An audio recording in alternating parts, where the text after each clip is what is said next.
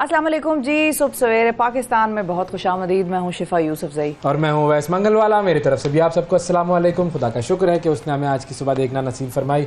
और आज की सुबह का आगाज़ करते हैं इस बात से कि इंसान इजादात करता है। सारी साइंसी इजादात किसने की है भाई? इंसान ने। इसका मतलब है कि इंसान का दिमाग और इंसान की अकल जो है वो बड़ी कमाल चीज़ है। वाकई अल्लाह ताला ने जो इंसान को अकल दी है उससे वो बहुत कुछ कर सकता है, सब कुछ चाहे सब कुछ कर सकता है। बस सिर्फ उसको ये सोचना है कि जी मैंने मेहनत करनी है और उस लाइन में उस डायरेक्शन में लग जाए। अच्छा, अब ये गूगल जो है ये किसने ईजाद किया? इंसान ने ईजाद किया। ठीक है, यानी इंसान ने गूगल को सिखाया कि भाई तुम्हें इस तरह काम करना है, इस तरह काम करना है। लेकिन गूगल इंसान को क्या सिखा सकता है ये मैं आज आपको बताता हूँ। अच्छा जी बिल्कुल, आप गूगल पर जाएं या किसी भी सर्च इंजन पर जाएं तो आप सर्च कीजिए कि T is good for health, तो आपको सारे वो आर्टिकल्स आ जाएंगे जिसके अंदर ये बताया गया होगा कि G T is good for health, इसके बेनिफिट्स ये हैं, ये फ़ायदे होंगे, ये सारी चीज़ें आ जाएंगी। अच्छा, अब आप एक और सर्च करें, आप लिखें T is bad for health, तो क्या आएगा? T is bad for health. वो आर्टिकल्स आ जाएंगे कि जो कि आपकी इस बात को इंडोर्स करेंगे कि T is bad for health, चाय पीना सेहत के लिए शदीद नुकसानदेह है और आपको नहीं पीनी चाहिए। तो अब इससे इंसान क्या सीख सकता है कि आपका जहन जो है वो भी अगर आपको इस बात पर माइल करना चाहे कि आपने कामयाब होना है तो आपने पहले ये सोचना होगा कि हाँ मुझे कामयाब होना है। तो आपको हर परेशानी का हल, हर मुश्किल का हल, हर चीज़ के अंदर से कोई ना कोई वो जो सिल्वर लाइनिंग होती है ना वो नज़र आना शुरू होगी। वही सारे आर्टिकल आना शुरू हो जाएंगे कि जिसमें ये आएगा कि हाँ मुझे इस मसले को हल करने के लिए ये तरीके इख्तियार करने चाहिए और मैं ऐसे इस मसले को हल कर सकता हूँ और ऐसे कामयाब हो सकता हूँ। अपना इरादा पुख्ता होना चाहिए पहले। हाँ, और लेकिन अगर आपने ये डाल दिया अपने जहन में मैं तो कर ही नहीं सकता, मैं कर नहीं सकता, T is bad for health, तो सारे वही ख्यालात आपके जहन में आएंगे कि हाँ ये देखो ये भी है मसला, ये भी मसला है, ये भी मसला है, सोल्यूशन कोई नहीं आएगा। सारे वो आर्टिकल आएंगे कि आप कुछ नहीं कर सकते। हाँ, और इसमें वो चीज़ भी ऐड कर लेंगे कि अल्लाह ताला ने तो फरमा दिया ना कि तुम्हें मैं वैसे दूंगा जैसा तुम मुझसे गुमान करोगे। जी बिल्कुल। तो जैसा आप अच्छा गुमान करेंगे तो वो अच्छी चीज़ आपके साथ हो जाएगी। अगर आपका गुमान अपने बारे में ही ठीक नहीं है तो फिर आप उनसे क्या मांग रहे हैं? क्या मिलेगा आपको? 0/0 नील बटा सन्नाटा यही होगा भाई। टाइटल क्या दिल बटा दिल, नील बटा सन्नाटा, दिल नहीं। अच्छा, दिल की बात अलग है, वो मैं अलग से करेंगे। तो नील बटा सन्नाटा इसको, इसका क्या होता है पता है? नील बटा सन्नाटा। हाँ। बस सिर्फ और सिर्फ खामोशी, अंधेरा, कुछ नहीं है, वीरानी है। अच्छा। नील मतलब जीरो नील हाँ। ओवर सन्नाटा है, बस कुछ भी नहीं। अच्छा ओके ठीक है, ये वो वाला नील है। सही हाँ ये है, ठीक है जी। जिसको आप कहते हैं ना अक्सर मल्टीप्लाई बाय जीरो। हाँ मल्टीप्लाई बाय जीरो हो गया, बिल्कुल। जीरो एक मुहावरा इजाद किया है इन्होंने, मल्टीप्लाई बाय जीरो। किसी को डिवैल्यू कर देना एक तरह से, किसी की कोई वैल्यू को ना मानना। हाँ, तो ये है जी आपके करने का काम कि पॉजिटिव सोचें, हर चीज़ आपको पॉजिटिव नज़र आएगी। नेगेटिव सोचेंगे हर चीज़ आपको नेगेटिव मिलेगी। बिल्कुल आज की बात। अब चलते हैं 60 सेकंड न्यूज़ की तरफ और उसमें देखते हैं वहाँ क्या पॉजिटिव और वहाँ क्या नेगेटिव है। वज़ीर आज़म शहबाज शरीफ ने इमरान खान से मुज़ाकरात का इम्कान मुस्तरद कर दिया। इमरान खान पर मिलिट्री कोर्ट्स में मुकदमा चलेगा। वज़ीर दाखिला राना सनाउल्लाह का दो टोक ऐलान। 190 million pound scandal, Imran Khan की दरखास्त ज़मानत पर समाअत आज होगी। जिना हाउस हमले की JIT का नुमाइंदों के जरिए इमरान खान का जवाब कबूल करने से इनकार। अली मोहम्मद खान और शहरियार आफरीदी जेल से रिहाई के बाद दोबारा गिरफ्तार। ऑडियो लीक कमीशन केस, हुकूमत ने चीफ जस्टिस समेत बेंच के 3 मेंबरान पर एतराज़ आयद कर दिया। अमेरिका में कैद डॉक्टर आफिया सिद्दीकी से बिलाखिर बहन फौजिया सिद्दीकी की 20 साल बाद मुलाकात हो गई। भारत और चीन ने अपने मुल्कों में एक दूसरे के सहाफ़ियों की मौजूदगी बिल्कुल ख़त्म कर दी। रूस यूक्रेन जंग में पहली बार रूसी दारुल हुकूमत मॉस्को पर ड्रोन हमला। सूडान में फ़ौज और पैरामिलिट्री फोर्सेस की जंग में 50 से ज़ायद बच्चे भूख और पानी की कमी से हलाक। और तुर्किया और मिस्र का 10 साल से मुनक़ता सिफारती ताल्लुकात बहाल करने पर इत्तफ़ाक। जी 60 सेकंड न्यूज़ हो गई जी। 60 सेकंड में आपने सुन लिया कि दुनिया में क्या हो रहा है, पाकिस्तान में क्या हो रहा है और किस तरीके से तुर्की और मिस्र 10 साल से मुनक़ता सिफारती ताल्लुकात बहाल कर रहे हैं। भाई तुर्की और मिस्र के सिफारती ताल्लुकात बहाल हो गए, हमारे ताल्लुकात बहाल ना हो रहे। किससे? वैसे मैंने कह दिया। कह दिया किसी से? सुन रही हो तुम? सुन रही हो? सुन रही को क्या मैंने कहा? मैंने तो वैसे मैं तो किसी और से क्या बात कर रही हूँ, आपको क्या लगा? आपको कैसे लगा कि मैं उसी से? आपने सुन रही कहा ना? हाँ, तो मैं भी किसी को सुना सकती हूँ। अच्छा अच्छा अच्छा। मतलब मैं खातून से भी बात कर सकती हूँ, तो मैंने इसलिए कहा कि सुन रही हो तुम। अब आप इसमें इतने गिल्टी कॉन्शियस क्यों हो गए? उछल क्यों रहे हैं अपनी कुर्सी से? दुनिया में क्या क्या नहीं होता, बस तुम हमारे ना हो, कुछ ऐसा विशेष था। हाँ, अच्छा, ऐसा चलो कैसा खबरों की बिल्कुल। तरफ आते हैं। खबरों में आपको जरा गाना सुनवा देते हैं, पहले से मैं आपको गाना वाना सुना देता हूं। हाँ, सुनवाएं और बिल्कुल। गाने का सिलसिला ये है कि हम सब जानते हैं कि पाकिस्तान के आलमी शोहरत याफ्ता मौसीकार और गुलकार नुसरत फ़तेह अली खान साहब, कमाल द किंग ऑफ कवाली, उन्हें इस दुनिया से रुखसत हुए 26 बरस तो गुजर गए, लेकिन उनका खला ज़ाहिर है वो कोई भी पूरा नहीं कर सकता, ये तो तय है। लेकिन ज़ाहिर है राहत फ़तेह अली खान, उनके बाद जो है नुसरत फ़तेह अली खान साहब से ही उन्होंने सीखा। उसके बाद उन्होंने अपना नाम उस मकाम पर वो लेकर गए कि अब जहाँ जहाँ बात होती है नुसरत फ़तेह अली खान साहब की, वहाँ राहत फ़तेह अली खान साहब की बात होती है। और कमाल गीत उन्होंने गाए हैं पाकिस्तान में भी, भारत में भी। अब राहत फ़तेह अली खान साहब के बेटे शाह ज़मान अली खान ये भी सामने आए हैं और उनकी गुलकारी की पहली वीडियो सामने आई है। सोशल मीडिया को यूँ कहिए कि वो एक तूफ़ान की तरह इस वीडियो ने लपेट लिया है और लोग जो हैं वो बड़े पजीराई कर रहे हैं। कहाँ हुआ है ये कॉन्सर्ट? ये अमेरिका में कॉन्सर्ट हुआ है और उसमें दोनों बाप बेटे जो है वो मिल के गा रहे थे। कितना सोना मैनू रब ने बनाया, ये गाना है कितना सोना मैनू रब ने बनाया, और बड़ा ज़बरदस्त गाया है इन्होंने। जो मुझे तो ये लग रहा है कि नुसरत फ़तेह अली खान साहब की आवाज़ से मुमासलत है काफ़ी। अच्छा जी, मुझे तो कम से कम ये लग रहा है। अच्छा, ये शाह ज़मान जो है वो पहले भी अपने वालिद के साथ परफॉर्म कर चुके हैं, लेकिन यूँ कहें कि ये जो डेब्यू परफॉर्मेंस है ये अब वायरल हुई है इनकी और कमाल है, ज़बरदस्त। आपको कैसा लगा? मज़ेदार है, मज़ा आया। और अभी आहिस्ता आहिस्ता ये बनेंगे, अपनी एक ख़ास लाइन जो है वो डेवलप होगी इनकी। हाँ। किस तरफ का, किस किस्म के गाने या किस किस्म का जो गीत है वो ये गाएंगे। सारा वही होगा, कवाली ही होगा। हाँ, ये तो है, यही बिल्कुल होना चाहिए ज़्यादातर तो। बिल्कुल, लेकिन वही बात है कि वो वालिद साहब को तो एक उरूज हासिल है ना, उसकी हाँ। ऐसी ग्रिप है कि वो तो ना उनका सुरदाएं होता है ना बाएं होता है, जिधर लगाते हैं उधर ही लगता है, तीर की तरह। तो इनको अभी थोड़ा सा शायद वो टाइम लगेगा, लेकिन ये है कि वो जो हरकतें होती हैं, हाँ। गले की हरकतें, वो भी जाहिर है वालिद साहब और नुसरत साहब का क्या ही उसमें कमाल था। तो ये ज़रूर है कि इनको थोड़ा सा वक्त लगेगा, लेकिन ये है कि ये भी छा जाएंगे जी। बिल्कुल बिल्कुल। जिसकी ट्रेनिंग में, जिसकी छतर छाया में है वो जी, तो वो तो फिर अब he is meant to rule. ऐसे ही। अच्छा, अब आपको आगे कुछ बताते हैं कि एक और मुल्क है जो कि अगर अच्छे काम करे तो उसमें रूल ज़रूर कर सकता है, लेकिन कोशिश उसकी है कि वो बुरे कामों में रूल करे। और अभी कुछ दिन पहले आपको हमने बताया था कि वो इस हद तक आगे चले गए हैं कि वो अपने कल्चर को, बरसगीर के कल्चर को, सकाफ़त को, राइटर्स अदीब से रिश्ता नाता तोड़ के उनसे जो है वो कता ताल्लुक ही एक तरह से कर रहे हैं। और अपनी आने वाली नस्लों को उनके कुछ पता नहीं चलेगा कि इस इलाके में, इस खित्ते में उनकी कौम, बिल्कुल उनकी कौम में गालिब को भी इसी तरह मिटा दें, वो उनका अब क्या हुआ? तो अब हुआ ये है कि कल्चर, कहते हैं कि किसी के मुआशरे में वही हैसियत है कल्चर की जो एक आम इंसान की ज़िंदगी में उसकी आदतों की होती है। अब भारत में मुसलमान दुश्मनी का एक कल्चर जो है वो पैदा हो गया है, जो इस मुआशरे की आदत बनता जा रहा है। और वहाँ पर ज़ाहिर है लोग, मैं हमेशा ये कहती हूँ कि भाई लोगों के वोट से ही मोदी साहब आए हैं, तो लोगों में भी कुछ हल्की फुल्की ये जो जरासीम हैं नफ़रतों के वो पाए जाते हैं, उसमें मुझे कोई शक की बात नहीं है। लेकिन अच्छे लोग भी ज़ाहिर है हर जगह मौजूद होते हैं, अच्छे लोग भी हैं। अच्छा, इसके खिलाफ अब बॉलीवुड के मारूफ अदाकार हैं नसीरुद्दीन शाह साहब, उन्होंने आवाज़ उठा दी है और बड़ा सीरियसली उन्होंने एक बात की है। एक भारतीय अखबार को इंटरव्यू देते हुए नसीरुद्दीन शाह साहब ने कहा है कि हुकूमत मुसलमानों के खिलाफ मज़हब कार्ड कामयाबी से इस्तेमाल कर रही है और इस वजह से मुसलमानों को गलत समझना और उनसे नफ़रत करना एक फ़ैशन सा बन गया है। और उन्होंने इंटरव्यू में ये भी कहा है कि भारत में पढ़े लिखे और जो सेकुलर लोग हैं वो भी इस फैशन का शिकार होते जा रहे हैं और मुसलमानों से नफ़रत करते हैं। उनके पास चॉइस एक्चुअली कुछ नहीं है ना। हाँ। वो either they have to prove their loyalties for their state, या फिर वो दूसरी साइड पे चले जाए, दूसरे साइड पे खड़े हो। चॉइस थी ना, कम हाँ, मतलब चॉइस, हाँ चॉइस, उस खतरनाक चॉइस जो है उसकी तरफ कम लोग, लेकिन वाकई बात सही है कि ये फैशन वहाँ पर बिल्कुल बन गया। और नसीरुद्दीन शाह साहब ने भारतीय इलेक्शन कमीशन पर भी तनकीद की है।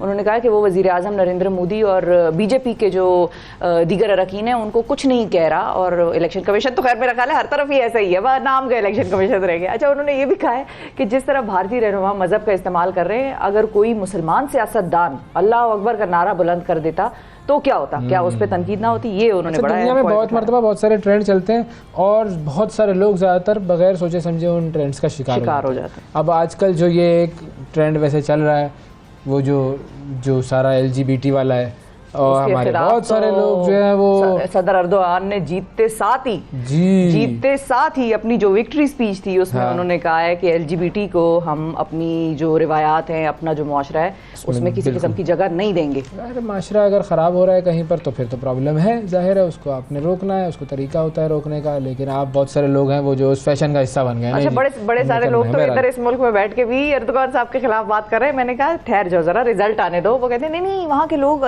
डू नॉट लाइक सदर अर्दोगान, वो तंग है उनसे, इतना साल उन्होंने रूल किया है, इतना अरसा उन्होंने रूल किया, वहाँ के लोग शदीद तंग है अर्दोगान साहब से। अब देख लो जी। अच्छा, अब एक और ख़बर चूँकि भारत की आपने बात की थी वो मैं आपको बताता हूँ। मुबैना जिनसी हरासानी के ख़िलाफ़ एहतजाज करने वाली जो भारतीय ख़वातीन रेसलर्स थी, काफ़ी अरसे से उनका एहतजाज चल रहा था कि हमारे साथ हरासानी हुई है और हमारे जो कोच और जो इस तरह के जो मैनेजर्स थे उन्होंने हमारे साथ हरासानी की है। तो वो जो भारतीय ख़वातीन थी उनकी कोई नहीं सुन रहा था और अब आखिरकार उन्होंने अपने तमग़े गंगा में फेंकने का ऐलान कर दिया और उन्होंने कहा कि अब हम तादम मर्ग भूख हड़ताल करेंगे। ये जो ओलंपिक मेडलिस्ट हैं साक्षी मलिक और बजरंग पूनिया, उन्होंने अपने एक बयान में ख़ुद को मिलने वाले ओलंपिक मेडल्स को दरियाए गंगा में फेंकने का ऐलान किया और उन्होंने कहा कि नई दिल्ली की जो जंगी यादगार है वहाँ पर इंडिया गेट, वहाँ पर हम बैठकर तादम मर्ग भूख हड़ताल करेंगे। और उनका कहना यह था कि हम गंगा को जितना मुकद्दस समझते हैं उतने ही मुकद्दस हमारे लिए मेडल्स भी हैं जो हमने सख्त मेहनत करके हासिल किए थे, और ये पूरे मुल्क के लिए ये मेडल्स मुकद्दस हैं और इनकी सही जगह इसी जगह पर है कि ये जो गंगा है उसमें बहा दिया जाए। और हमारी ज़िंदगी है, हमारी रूह है ये तमग़े, लेकिन अब हमें ऐसा लगता है कि अब इसकी कोई ज़रूरत नहीं है। और उसके बाद उन्होंने ये भी कहा कि अब जब हम मेडल्स को हम बहा देंगे तो उसके बाद हमारे ज़िंदा रहने की भी कोई वजह बाकी नहीं रहेगी, इसीलिए हम इंडिया गेट पर बैठकर तादम मर्ग भूख हड़ताल करेंगे। और ये बेसिकली गुज़िश्ता एक महीने से बीजेपी से ताल्लुक़ रखने वाले जो रेसलिंग फेडरेशन ऑफ इंडिया है उसके सरबराह ब्रिजभूषण शरण सिंह उनकी जानिब से ख़वातीन रेसलर्स को जिनसी हरासानी किए जाने के ख़िलाफ़ एहतजाज जारी रखे हुए हैं, उन्हें ओहदे से बरतरफ करके गिरफ़्तार करने का मुतालबा कर रहे हैं। ये एक महीने से ये सारा सिलसिला चल रहा है, लेकिन बस मामला जो है वो इसी तरीके से अगर प्लेयर को बुनियादी इनकरेजमेंट नहीं होगी और थोड़ी सी हौसला अफजाई और मोहब्बत का एहसास नहीं होगा तो उसने किसके लिए खेलना है? मोहब्बत क्या, उनकी तो बात ही नहीं सुनी जा रही हो रही है, उनके साथ वो मेडल्स फेंकने पर मजबूर हो गई है। इंपॉर्टेंस अगर नहीं आप दे रहे उनकी बात को, इतना उनका बड़ा मसला है, ये कोई छोटी बात नहीं है। बातें करवा लो बस इनसे, इंडिया वालों से, बस और कुछ ना करवाओ, बस ऐसा ही है। लेकिन मैं आपको एक और बात बताऊं, बातें ही नहीं, लोगों को गुस्सा भी आ जाता है अक्सर, और गुस्सा ऐसा आता है कि फिर वो हंगामा आराई और तोड़ फोड़ की तरफ निकल जाते हैं मुकाबले हुस्न हारने पर। अब मैं आपको खबर सुना रही हूँ, गौर से सुनिएगा। खामंद की जो हंगामा आ रही है वो इस कदर बढ़ गई कि मलका हुसैन का ताज पटक कर तोड़ दिया उन्होंने, और ये वीडियो जो है वो सोशल मीडिया पर बड़ी वायरल है। मुकाबला हुसैन में अहलिया के दूसरे नंबर पर आने पर बेसिकली खामंद ने जो है वो शदीद गम और गुस्से का इजहार किया, हंगामा आराई का मुजाहरा किया, और जो जीतने वाली मॉडल थी उनके सर का ताज जो है बस तोड़ ही दिया उन्होंने। और नशरियाती इदारा है जी, उसके मुताबिक ब्राज़ील में ये हैरान कुन वाक़या पेश आया जहाँ पर मुकाबला हुसैन मुनक़िद हुआ था। इस दौरान स्टेज पर की जाने वाली जो हंगामा आ रही थी उसकी तो वीडियो बनी, सोशल मीडिया पर वो वायरल हुई। लोग बड़ा हैरान हुए कि इस कदर लोगों में अदम बर्दाश्त और एक इंटॉलरेंस जो है ये देखिए, ये वो गए और इन्होंने बस ना आओ, ये देखें ये तो मतलब ये तो बेगम को एहसास हुआ होगा वैसे ये कितना मुझसे मोहब्बत करता है। जिंदगी बन गई भाई, लाइफ बन गई तुम्हारी, है ना? तो लेकिन तुम्हारी वाइफ की लाइफ नहीं बनी। अब ये जो इसके साथ होगा कि भाई ये देखें आपने कैसे अपने शौहर को जो है वो इस तरीके से वो आ गया और उसके ऊपर कोई कॉन्सिक्वेंसेस ना हो, बिल्कुल उसके ऊपर डिस्क्वालीफाई ना कर दें उसको आइंदा आने वाले मुकाबलों में से। अभी तक हाँ वैसे ऐसा कुछ आया तो नहीं है फिलहाल, लेकिन जो दूसरे नंबर पर आने वाली नताली बेकर है, उनके खावंद ने स्टेज पर आकर उनके हाथ से ताज खींचकर जमीन पर ही फेंक दिया। मतलब ये तो ऐसी अजीब सी सिचुएशन हुई कि मैं वैसे हैरान थी। लोगों ने कहा वो उसने जाके उसके सर का ताज उतार दिया और फेंक दिया। मैंने कहा नहीं, अच्छा वो बेगम को भी अपने वहां से ले गया, उन्होंने कहा भाई ठीक है चलो भाई चलो। हाँ, एक तरह से बंदे ने बॉयकॉट कर दिया कि भाई मैं मानता ही नहीं हूँ इसको, ये ताज वाज क्या तुम लोग बांट रहे हो। मुकाबला जो है वो ठीक है, हो गया, हार गई, क्या हो गया, मतलब इसमें क्या प्रॉब्लम है? बस अजीब सी सूरत हाल है, अब क्या हो सकता है इसका। जी भी लोग हैं भाई, लोग किस तरह की हरकतें करते हैं जी। लेकिन बुनियादी तौर पे टॉलरेंस और जो एक स्पोर्ट्समैन स्पिरिट है वो हुस्न के मामले में कोई टॉलरेंस नहीं होती, इश्क में कोई टॉलरेंस नहीं। ये है बिल्कुल, इश्क में ऐसा भी ना करो कि मुकाबले खराब कर दो यार तुम। हाँ, अगली कितनी घबरा गई होगी वैसे कि पता नहीं है क्या करने आ रहा है। ना मारते, मेरा मास्क उतारने के लिए आ गया, उसके सर के ऊपर से आप मास्क उतार, चाहे तो वो इस पे जी केस कर सकती है कि इसने मुझे हरास किया, अब्यूज का ये मामला लगता है, बिल्कुल जा सकता था, बिल्कुल। तो ये है पटक दिया इसने। अच्छा इसने तो मास्क पटका है, ऊपर से जो आसमान से हमारे यहाँ पे पटक रहे हैं ना हेल स्टॉर्म, वो भी आपको बताएं जी, बड़े बड़ी माहौलियाती तब्दीलियाँ हो रही हैं और पाकिस्तान जो माहौलियाती तब्दीलियाँ हैं उन ममालिक की फहरिस्त में शुरू में ही आता है। और गुज़िश्ता रोज़ हैदराबाद में मूसलाधार बारिश हुई, बड़ी तूफ़ानी बारिश हुई और उसके साथ ओले पड़े। अब ओले पड़ना बड़ी नॉर्मल सी चीज़ है, कोई ऐसी बात नहीं है। आपने पहली दफा देखे ओले? नहीं देखे कभी? मैंने देखे हैं। अच्छा। यहाँ पर इतनी आप खबर लेके आए ओलो वाली, पता नहीं। लेकिन उसका साइज असल में बताना चाह रहा हूँ। वो ओलो ऐसे थे कि उन्होंने तबाही मचा दी जी। कोटरी का इलाका है, खुदा की बस्ती, वहाँ पर एक दीवार गिर गई, उससे 3 बच्चे जाँ बहक हुए हैं, 5 ज़ख्मी हुए हैं। उसके अलावा जालाबारी की वजह से कई राहगीर ज़ख्मी हुए हैं। ज़ख्मियों को फिर अस्पताल मुंतकिल किया गया, वहाँ पर ज़ाहिर उनका फिर इलाज हो रहा है। यानी शाहिदीन जो थे वहाँ पर, उनके मुताबिक हैदराबाद और गिरदोनवा में अंडे के जो साइज़ है उससे भी बड़े ओले पड़े। ये देखें आप, साइज़ देखें इनका, पूरा पाम पे आया है वो। बिल्कुल ये ओले हैं। ये अगर आप गाड़ी वाड़ी पे गिरे आपकी तो क्या नुकसान होगा, या किसी इंसान के ऊपर इस तरह से गिरेंगे तो इंसान जख्मी हो जाएगा। जी बिल्कुल। तो ये साइज देखें इनका। तो अब हम खुद अंदाजा लगाएं कि हमने आते कहाँ से हैं ये ओले? ऊपर से, आसमान से। नहीं, साइंस कैसे ऊपर बादल में? वो मैं बच्चे की तरह मैं सोच रही हूँ कि बादल है, बादल के अंदर ओला पड़ा है, ओला बारिश के साथ गिरा है, कैसे? ये क्या साइंस होती है? होता क्या है, हाँ बताएं। कि जब वो पानी की फॉर्म में निकलता है तो उसका टेम्परेचर इतना ठंडा होता जाता है कि वो बर्फ बनते हुए आता है। हाँ तो वैसे मुझे पता है, मतलब कोई एंटरटेनमेंट भी होता है सुबह सुबह कोई लोगों को। आप थोड़ा सा बच्चों को भी हमने बताना है कि बच्चों देखा करो हमारा प्रोग्राम, तुम्हें सीखने को मिलेगा। अच्छा, वेट भी किया है किसी ने रख के उसको, वेट स्केल के। हाँ ये देखिए, ये तस्वीर गाड़ियों की शीशे वीशे बाकायदा पूरा। तो कैसे आते हैं ये ओले जमीन पर? बादल में पड़ा होता है ओला, गिरता है। नाज़रीन, मैं आपके तो ये सवाल होते हैं बच्चों के, इनकरेज करें बच्चों के सवालों को। और जो तबाही हुई है उसमें तो खैर हमारी दुआ है कि अल्लाह ताला सबको दिमागी इलाज हम करवाते हैं। जो सवाल आ रहे हैं उसके जवाब आपको देंगे, वो किस तरह देंगे उसका भी साइंसी तरीका है। क्या होता है वो मैं आपको बताता हूँ। देखिए, दुनिया का दूसरा अमीर तरीन शख्स कौन है? इलॉन ही होगा या जेफ होगा या इलॉन होगा, ये आपस में। इलॉन जैसे आपकी वो फुप्पी का लड़का है इलॉन। जरा बात सुनना भाई, तुम उस दिन आए नहीं दावत पे। पप्पू ने मीठा कम डाला था, पुडिंग बनाई थी तो उसमें इलॉन मस्क की एक कंपनी है, उसका नाम है न्यूरालिंक। और उसका मकसद बेसिकली ये है कि इंसानी दिमाग को कंप्यूटर चिप से जोड़ दिया जाए। ये अब आप सुनिएगा, अब आप ये समझिएगा। 2020 में कंपनी ने जानवरों पर इसकी आजमाइश की थी, कामयाब आजमाइश थी, लेकिन उसे इंसानों पर आजमाइश की इजाज़त नहीं मिल सकी थी। अब अमरीकी महकमा सेहत ने कंपनी को इजाज़त दे दी है कि वो कंप्यूटर चिप को इंसानी दिमाग में नस्ब करने के तजर्बात कर सकते हैं।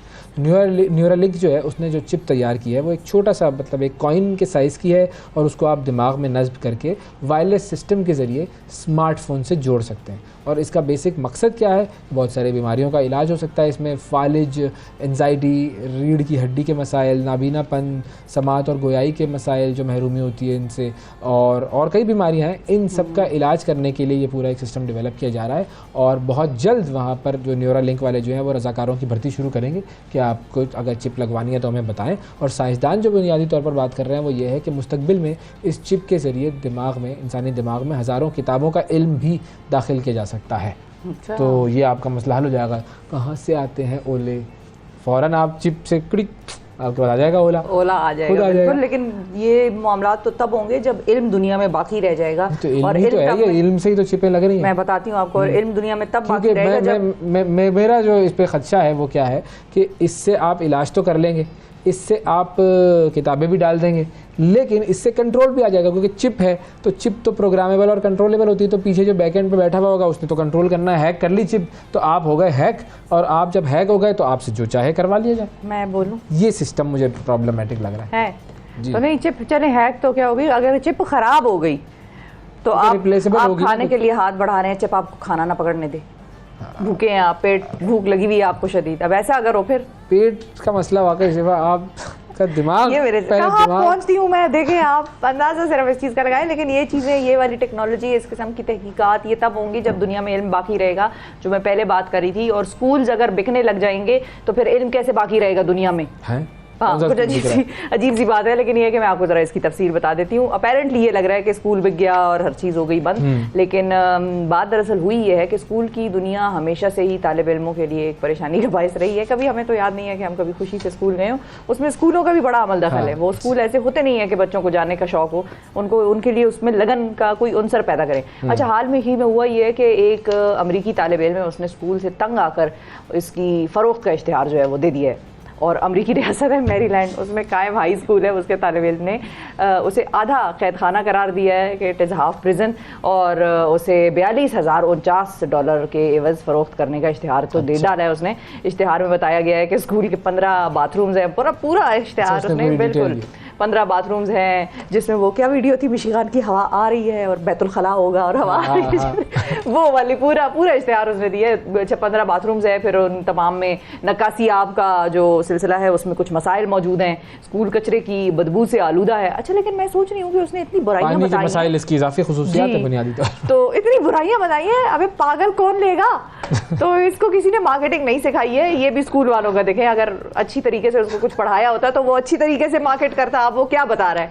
तो अच्छा, स्कूल्स की जो तंजीम है उसके तर्जुमान ने इस इश्तिहार को एक तख्लीकी जहन की काविश करार दी। उन्होंने कहा इमेजिनेशन है, इंटरेस्टिंग शरारत है, मजेदार शरारत है, और कहा है कि ये एक शरारत है जिसे संजीदगी से नहीं लिया गया, लेकिन ये है कि वो उन्होंने इसको ये इस तरह से जरूर देखा है। ये समझ रहा था बिक जाएगा तो क्या स्कूल की इमारत क्या प्लेग्राउंड में कन्वर्ट हो जाएगी? भाई स्कूल जो खरीदेगा, हमारे यहाँ तो लॉ यही है कि वो जो इमारतें होती हैं, जो ज़मीन होती है जो स्कूल के लिए मुख्तस की जाती है, वो वहीं पर स्कूल ही रहता है बिल्कुल, उसको कुछ आप नहीं कर सकते। ठीक है जी, तो ये तो थी खबरें।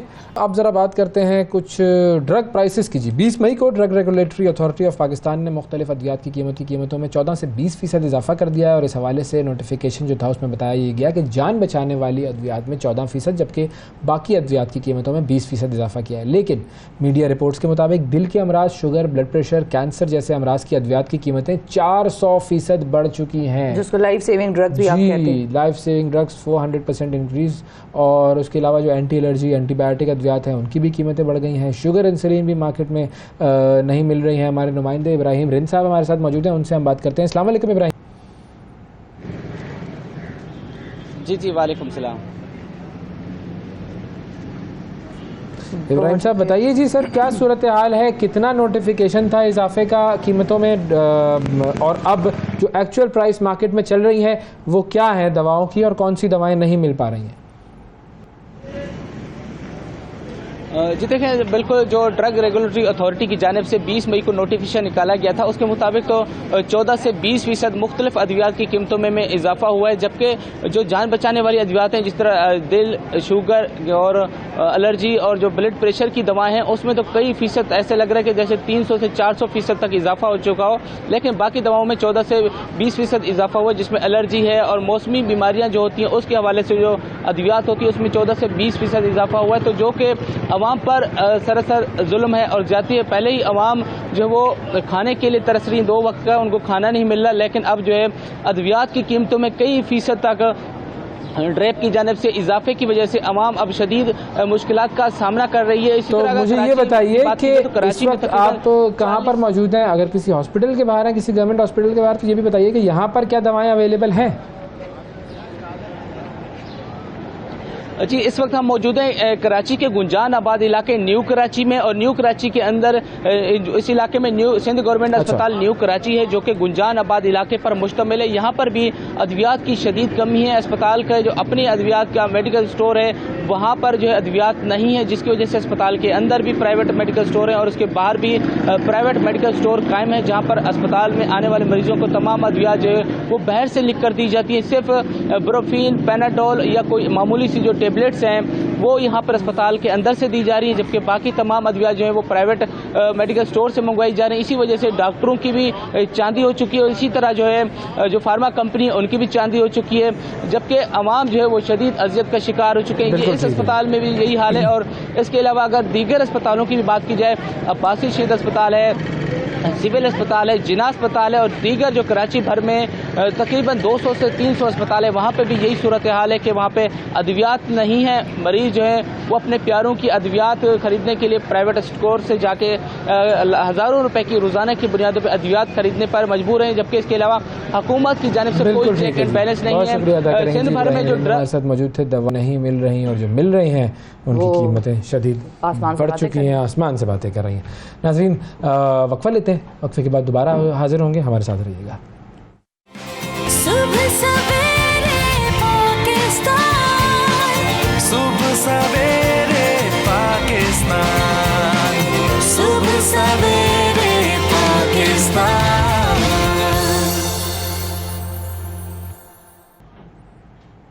वेलकम बैक जी। अब प्रोग्राम में बढ़ते हैं ज़रा आगे जी। तो आगे बढ़ते हैं और आगे बढ़ने में बुनियादी तौर पर बेसिकली बात यह है कि आज है जी anti smoking day, no smoking day. मैं आराम से इसलिए बैठा हुआ था यूं चिल करके, क्योंकि मेरा तो नो स्मोकिंग से ज़िंदगी में अल्लाह का शुक्र, अल्लाह का शुक्र, अल्लाह का शुक्र है, कभी भी कोई वास्ता रहा नहीं है और मैं चाहता हूँ कि दुनिया का भी वास्ता ना रहे। लेकिन आज है जी world no smoking day, anti smoking day, और हम चाहेंगे कि आप हमें इंस्पायर करें, कॉल्स करें हमारे प्रोग्राम में। नंबर जो है वो हमारी स्क्रीन पर आ रहा है, आप हमें बताएं कि आपने जब सिगरेट छोड़ी तो कैसे छोड़ी, तरीक़ाकार बताएं। जो लोगों को नॉर्मली मसला होता है ना, तो सिगरेट छोड़ नहीं सकते, बहुत तलब होती है, बड़ा मसला होता है, हम कैसे जो है वो इस चीज़ से बच सकते हैं, वो फिर मुख्तलिफ वो अल्टरनेटिव्स जो है वो इस्तेमाल करते हैं। तो ये चीज़ कैसे आपने छोड़ी, आप हमें समझाएं और लोगों को इंस्पायर करें। बिल्कुल मोटिवेशन का ये हमारा सेगमेंट है। आपकी कॉल्स लेंगे, आपसे बात करेंगे और आपसे सुनेंगे सिगरेट छोड़ने की कहानी। तो आप कहानी सुनाएं और लोगों को इंस्पायर करें। तो हमारा नंबर जो है वो हमारी स्क्रीन पर प्लीज़ ले आएँ ताकि उस नंबर को देखें लोग। और 28905992 ये 051 के साथ है, 2890592051 का ये नंबर है इस्लामाबाद का, और आप इस पर कॉल कर सकते हैं और कॉल करके हमें बता सकते हैं कि आपने तंबाकू नोशी कैसे छोड़ी। अच्छा, तंबाकू के बेसिकली अल्टरनेटिव भी बहुत सारे आए हुए हैं। अब वो जो अल्टरनेटिव्स हैं उसमें आजकल वेप बड़ा इन हो गया है, उससे भी बड़ी प्रॉब्लम कॉज हो रही है वैसे। अरे अवैस साहब, अस्सलाम वालेकुम। जी वालेकुम सरदार अवैस। अच्छा, मानसेरा से। अस्सलाम वालेकुम सर, कैसे हैं? ठीक ठाक हैं? जी ठीक ठाक। सर बताइए, आप अवैस साहब से आप बात करें। अवैस और अवैस आपस में मुखातिब हैं इस वक्त, तो आप बीच में ना बोलिएगा। अवैस भाई बताइए, आपने सिगरेट छोड़ी तो कैसे छोड़ी? सर सच बताऊं तो मैं अभी भी सिगरेट पी रहा हूँ। अल्लाह अकबर, अल्लाह अकबर, इन्ना लिल्लाहि व इन्ना इलैहि राजिऊन। क्यों भाई, क्यों? तो आज अब आपने और शिफा यूसुफ़ज़ई साहिबा ने, अगर आप ज्यादा इसरार करते हैं तो मैं बगैर किसी दबाव के ऐलान करता हूँ कि आज से मैं सिगरेट छोड़। इसरार कर रहे हैं आपसे भाई, मुकम्मल इसरार कर रहे हैं। आपके लिए तालियां, खिराज सलाम, सुर्ख सलाम आपके। लेकिन ये बात साहब और कितनी मरतबा पहले जिंदगी में हुई है कि मैं ये छोड़ता हूँ और मैं अब नहीं करूंगा, और फिर आपको दोस्त या कोई है जो खड़ा पी रहा हो और आप उसको देखें और आप कहें यार चलो आखिरी है वो, ये कितनी आखिरी सिगरेट है आपकी? ये एक बार पहले जब वालिदा ने कहा था तो तब उस पे किया था, और आज ये दूसरी बार कर रहा हूँ। चूंकि अब आप लोग, मेरा पसंदीदा शो है, ये मॉर्निंग शो है और आप लोग मेरे पसंदीदा होस्ट भी हैं, तो आप लोगों का बिसरार पे कहने पे मैं अब टाल नहीं सकता। तो बगैर किसी दबाव के, मुझ पे कोई प्रेशर नहीं है, मैं ऐलान करता हूँ कि जी मैं शिफा यूसुफ़ज़ई और अवैस मंगलवाला साहब के कहने पे आज से सिगरेट नोशी से तौबा तायब हो रहा हूँ। प्रेस कॉन्फ्रेंस आपकी सर कामयाब हो गई सर। आजकल तो कोई बोले तो पाकिस्तान में आपको पता है हर साल तकरीबन 1 लाख लोग सिगरेट नोशी की वजह से हलाक हो जाते हैं, ये पता है आपको? जी बिल्कुल। जी बिल्कुल। तो अब अगर आपके सामने ये नंबर है तो फिर वैस और शिफा की ज़रूरत नहीं है, इंसान अपने जहन से खुद पूछे, जाने और कहे कि हाँ ये मैंने काम नहीं करना है। क्योंकि आपके बच्चे भी हैं, शादी हो चुकी है आपकी? नहीं जी, मेरी शादी नहीं। तो जब होगी इंशाल्लाह तो आपकी जो स्मोकिंग है उसकी वजह से घर वाले भी परेशान होते हैं। तो बस बहरहाल आपने अच्छा काम किया, अच्छा फैसला किया, अल्लाह आपको इस फैसले पर अमल दरामद करने की तौफीक अता फरमाए। बिल्कुल साबित कदम रहिएगा। थैंक यू वैसा। जबरदस्त। देखें शिफा यूसुफ़ज़ई और क्या जबरदस्त प्रेस कॉन्फ्रेंस हो, तो ऐसी वैरायटी लाएं आप। तो यही तो प्रेस कॉन्फ्रेंस थी कि भाई मुझ पे कोई दबाव नहीं है और मैं शिफा यूसुफ़ज़ई और अवैस मंगलवाला का प्रोग्राम देख के मैं छोड़ रहा हूँ, सिगरेट छोड़ रहा हूँ। नहीं, और बहुत ज़बरदस्त काम है। कुछ लोग हमेशा इरादा रखते हैं जहन में, लेकिन जाहिर है आपको इरादे में मजबूती चाहिए होती है, आप कमज़ोर पड़ जाते हैं। आप स्मोकिंग करते रहते हैं अनटिल आपकी सेहत पे ऐसा कोई ख़तरनाक असर ना हो जाए कि उसके बाद आपके पास ऑप्शन ही कोई ना हो कि बस भाई अब तो या ज़िंदगी है या फिर सिगरेट है बस, और इसके अलावा कोई ऑप्शन ना रहे। फिर उस सूरत में भी बहुत सारे कैंसर हो जाता है, इससे लोगों को पता है, मुंह का कैंसर हो जाता है, कैंसर होता है असल में। और वो जो डब्बों पर हमने जो तस्वीरें लगा दी हैं वो लोगों ने डब्बे बदल लिए। भाई जाहिर है अब डब्बे पे तस्वीर लगाने से क्या होगा सर? डब्बे पे तस्वीर लगाने से कुछ नहीं होगा, जिसने वो काम करना है वो करेगा। आपने उस चीज़ को मुकम्मल तौर पर अपने माशरे से ख़त्म करना है। और मैं आपको ज़रा उन नंबर्स की ज़रा वसी तर जो तादाद है ना, जो CDC है अमेरिका का जो इदारा है, और जिसको हम आम तौर पर जानते हैं centres for disease control and prevention, उस इदारे के मुताबिक उनकी वेबसाइट पे जो आदाद शुमार लिखे हैं वो भी बड़े अलार्मिंग हैं। More than 4,80,000 deaths annually, including deaths from second hand smoke, यानी कि जो पैसिव स्मोकिंग हो रही है या जो जाहिर है आप तो नहीं कर रहे, हाँ। लेकिन दूसरा शख्स आपके साथ बैठ के स्मोकिंग कर रहा है, और इसको अगर आप डिवाइड करें तो मर्द हजरात कितने हैं, तकरीबन 2,78,544 मर्द हजरात की डेथ रेट है एनुअली, और ख़वातीन का 2,01,773। अकबर साहब है जी कराची से। अस्सलाम वालेकुम अकबर साहब। वालेकुम सलाम। अवैज़ भाई कैसे हैं? मैम शफा कैसी हैं? आप अल्लाह ठीक का हैं? शुक्र, अल्लाह का शुक्र। जी सर बताइए, कब आप छोड़ेंगे? सिगरेट पीते हैं या छोड़ चुके हैं? सर मैं एक बात करूंगा सबसे पहले कि अभी आपने कॉलर लिया हुआ था, मैं आपका शो रोज देखता हूँ बड़े शौक से, अवैस नाम था उनका। जी तो ऐसे ही झूठ बोल रहे थे कि मैं आपकी वजह से छोड़ रहा हूँ। ये सिगरेट किसी की वजह से नहीं इंसान छोड़ सकता, छोड़ता है इंसान अपनी उस पे छोड़ता है। विल पावर अपनी। ठीक है, मुझे मेरी अम्मी ने कहा, अब्बू ने कहा, बहन भाइयों ने कहा, दोस्तों ने कहा, हाँ। मैंने नहीं छोड़े। मुझे 3 साल हो गए हैं, मैंने स्मोकिंग बिल्कुल छोड़ दी है, अपनी उससे छोड़ी है।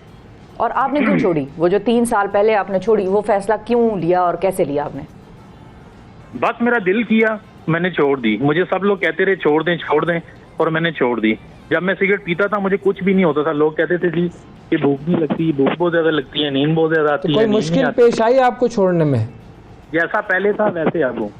ये सब ऐसे ही हैं, ये बहाने बने हुए हैं कि जी ये होता है वो होता है, कुछ भी नहीं होता। इंसान खुद चाहे तो वो छोड़ सकता है। हाँ, इंसान खुद चाहे तो वो छोड़ सकता है। वो सही छोड़ बात। सकता है। विल पावर होनी चाहिए। तो कभी आपको बिल्कुल। वो तलब नहीं महसूस होती कि कुछ भाई भी नहीं होता मुझे। ये- हाँ, ये होता है कि जो स्मोकिंग करने वाले हैं उनसे मैं दूर भागता हूँ, वो मुझे बिल्कुल अच्छे नहीं लगते, नफरत करता हूँ मैं उनसे। जबरदस्त, ओए होए, बेहतरीन ये तो अकबर बड़ा साहब, आप सीरियस गुड। हो गए हैं सर। शाबाश। नहीं, ऐसे ही होना चाहिए, ऐसा ही होना चाहिए। अकबर साहब आपका जो जज्बा है वो बिल्कुल हाँ, ठीक है।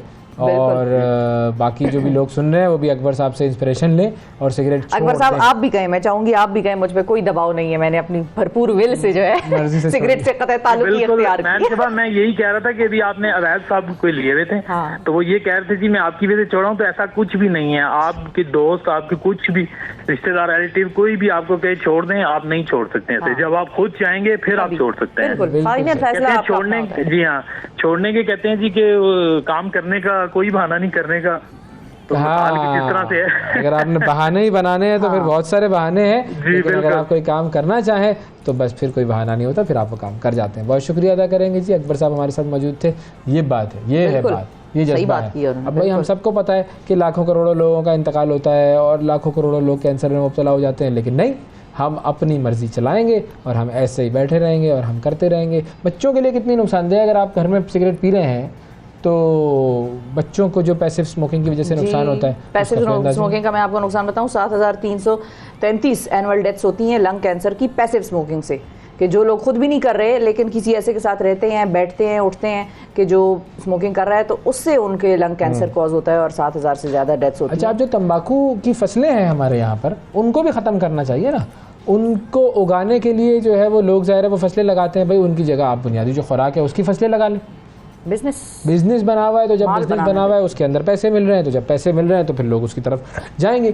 ये प्रॉब्लम एक ऐसी है कि जिसको हुकूमत ही हल कर सकती है, क्योंकि बिल्कुल। आपने उसके ऊपर लगानी होगी पाबंदी लगानी होगी, और फौरन जाहिर है ये इंडस्ट्री इतनी बड़ी है, हर जगह इसके स्टेक्स हैं, हर बंदे का स्टेक इनके साथ कहीं ना कहीं जुड़ा हुआ जी। है, तो उसको महंगा करें आप, उस पर टैक्सेशन इतनी करें जिस तरह बाहर के ममालिक में होता है, यूरोपीय ममालिक में होता है। उसकी खरीदो फरोख्त के जो कवानीन है वो इतने सख्त बनाएं कि 18 से नीचे का तो कोई बच्चा उसको लेकर ट्राई 18 से करने ऊपर का भी ना भाई ले। और खैर वो तो अब 18 की क्यों भाई, क्यों 18 वाला मरना चाह रहा है तो आप उसको खुदकुशी करने की इजाजत देंगे क्या? अब मार्केट में अगर नहीं देंगे। बिकेगा तो उसका हक है कि तो वो ले हक नहीं है ये, हुकूमत को चीजें रोकनी पड़ती हैं, रोकते ही यही रोकेंगे तो मसला है। मैं यही कह रही हूँ, रोकेंगे नहीं, एक और लेकिन वो कॉलर है जी, taxation मुबशिर साहब इतना हमारे करें साथ। उसको कि मुबशिर वो साहब, अस्सलाम वालेकुम। रुकता कहाँ है भाई, कहाँ रुकता है? रोकना पड़ता है ना जी। कासिम साहब, और मैंने आज तो मुझे नहीं पता था कि ये नो स्मोकिंग डे है, अच्छा, लेकिन मैंने कल से ही डिसीजन की। अच्छा क्या आप छोड़ देंगे?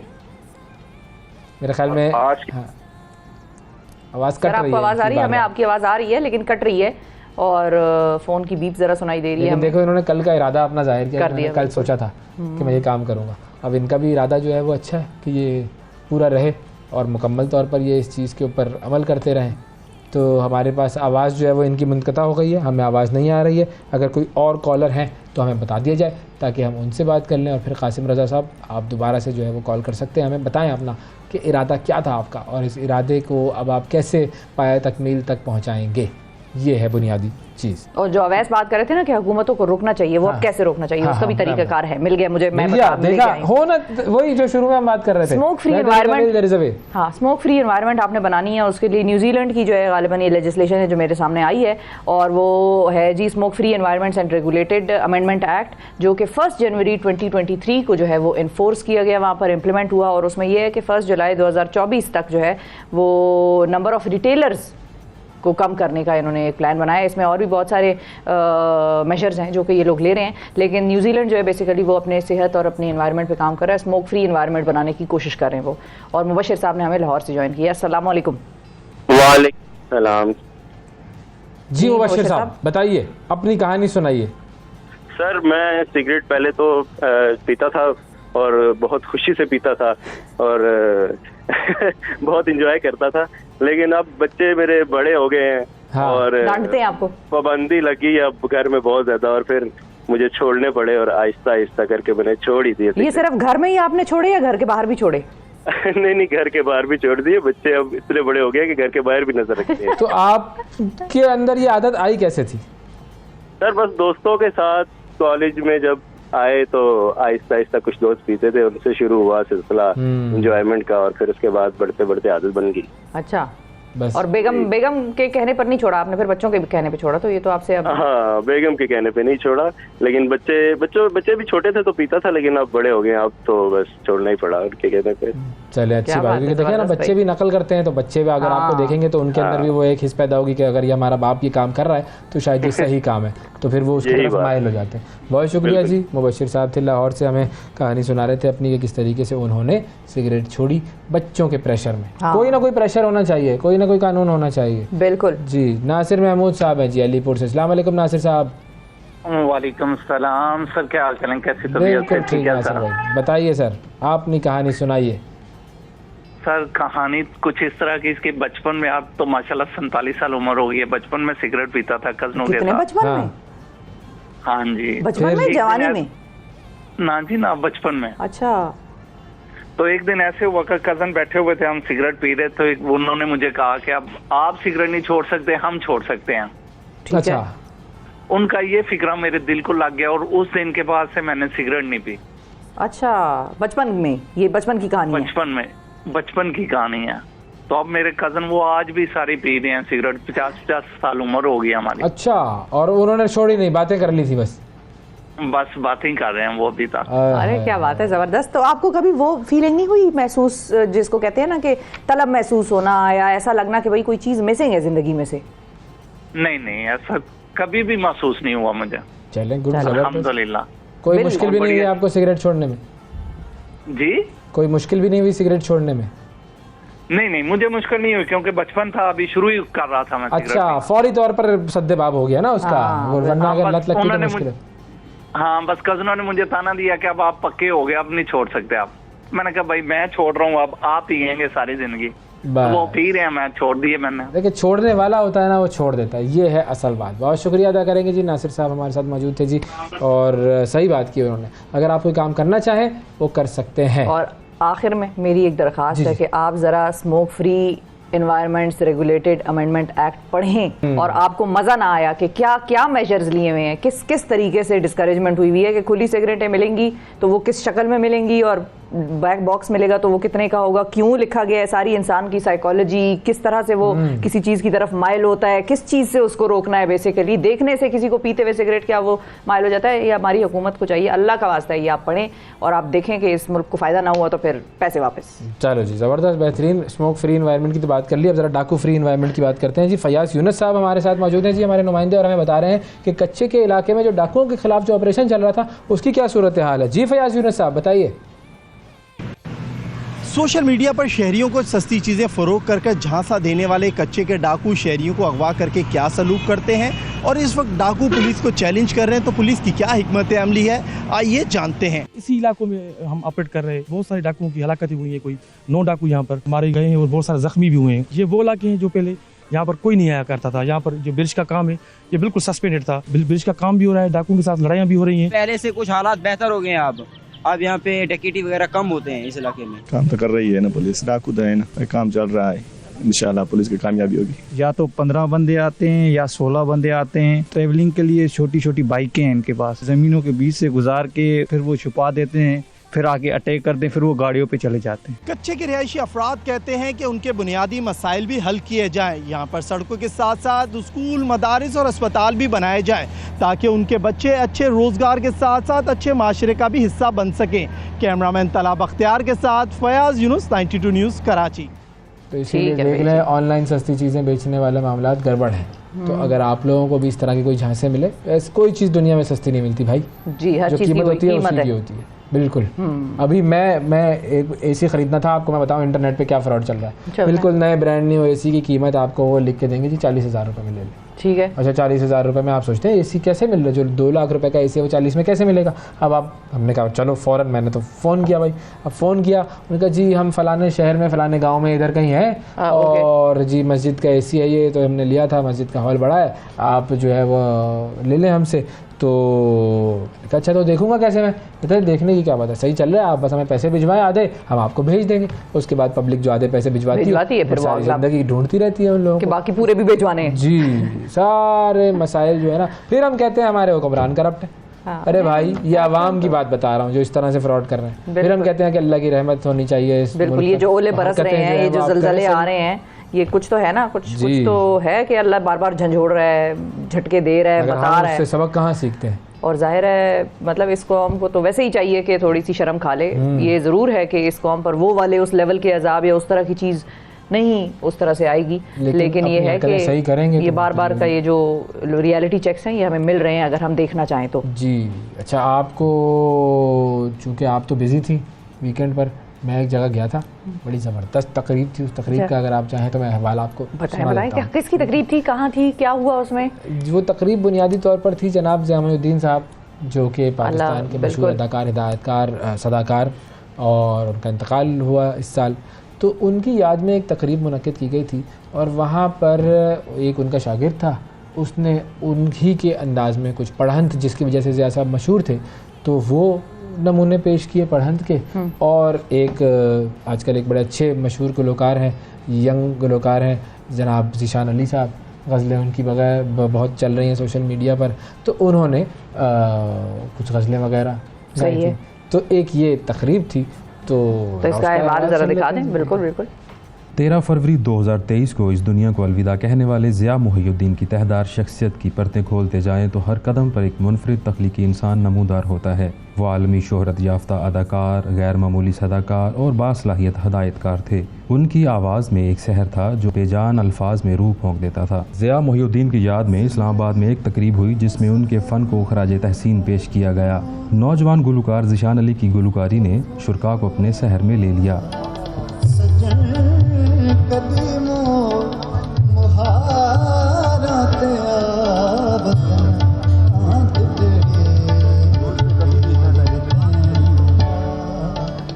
एंकर पर्सन अवैस मंगलवाला ने अपने उस्ताद ज़िया साहब की पढ़ंत के नमूने किए। हर एक बात पे कहते हो तुम कि तू क्या है, तुम ही कहो कि ये अंदाज़े गुफ्तगू क्या है। जला है जिस्म जहां दिल भी जल गया होगा, कुरेदते हो जो अब राख, जुस्तजू क्या है। तकरीब के दौरान खानज़ादा असफंदियार की तरफ से कथक रक्स भी पेश किया गया।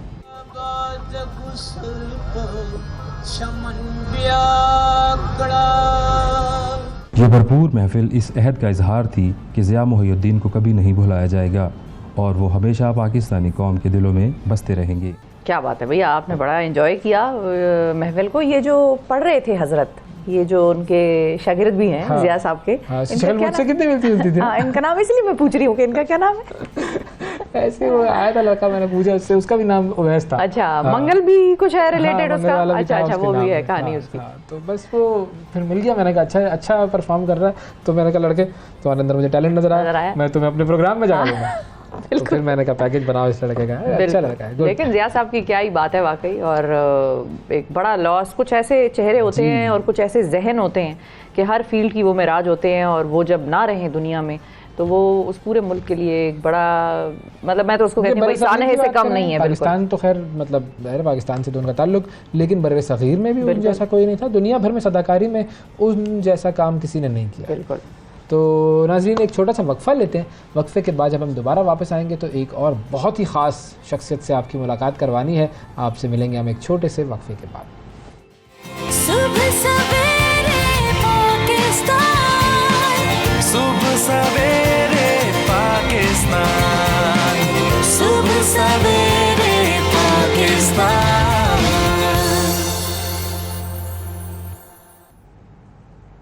वेलकम बैक जी, वेलकम बैक। पाकिस्तान ने कुछ ऐसे लोगों को जन्म दिया है कि जिनका नाम दुनिया में जाना जाता है और उनका काम भी दुनिया में माना जाता है। बिल्कुल ऐसा ही है, और इसी जो यूँ कहिए कि इसी राह पर चलते हुए ऐसे लोग कि जिन्होंने अपना नाम भी बनाया और पाकिस्तान का नाम भी दुनिया में रोशन किया।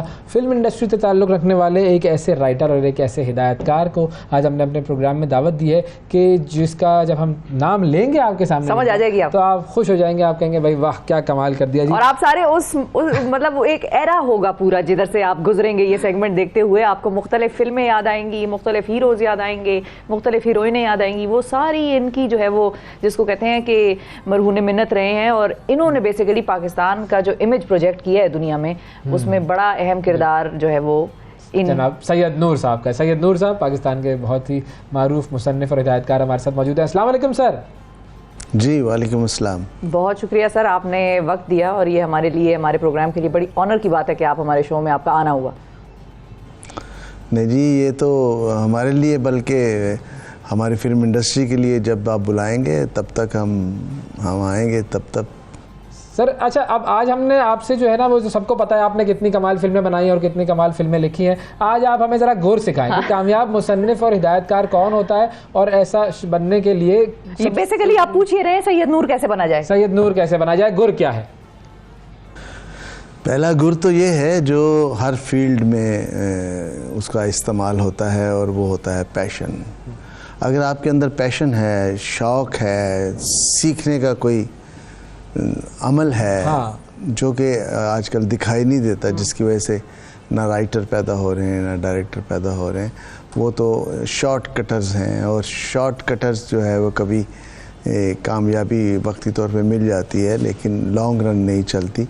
तो मैं ये देखता हूँ फिल्म पढ़ाई जा रही है, बड़ी कोशिशों से हमने ये शुरू कराया था मसला पंजाब यूनिवर्सिटी डॉक्टर मुगीथ साहब के ज़माने में, फिर तमाम यूनिवर्सिटीज़ में पढ़ाई जाने लगी फिल्म, और 16 साल हो गए, 15 साल इस बात को।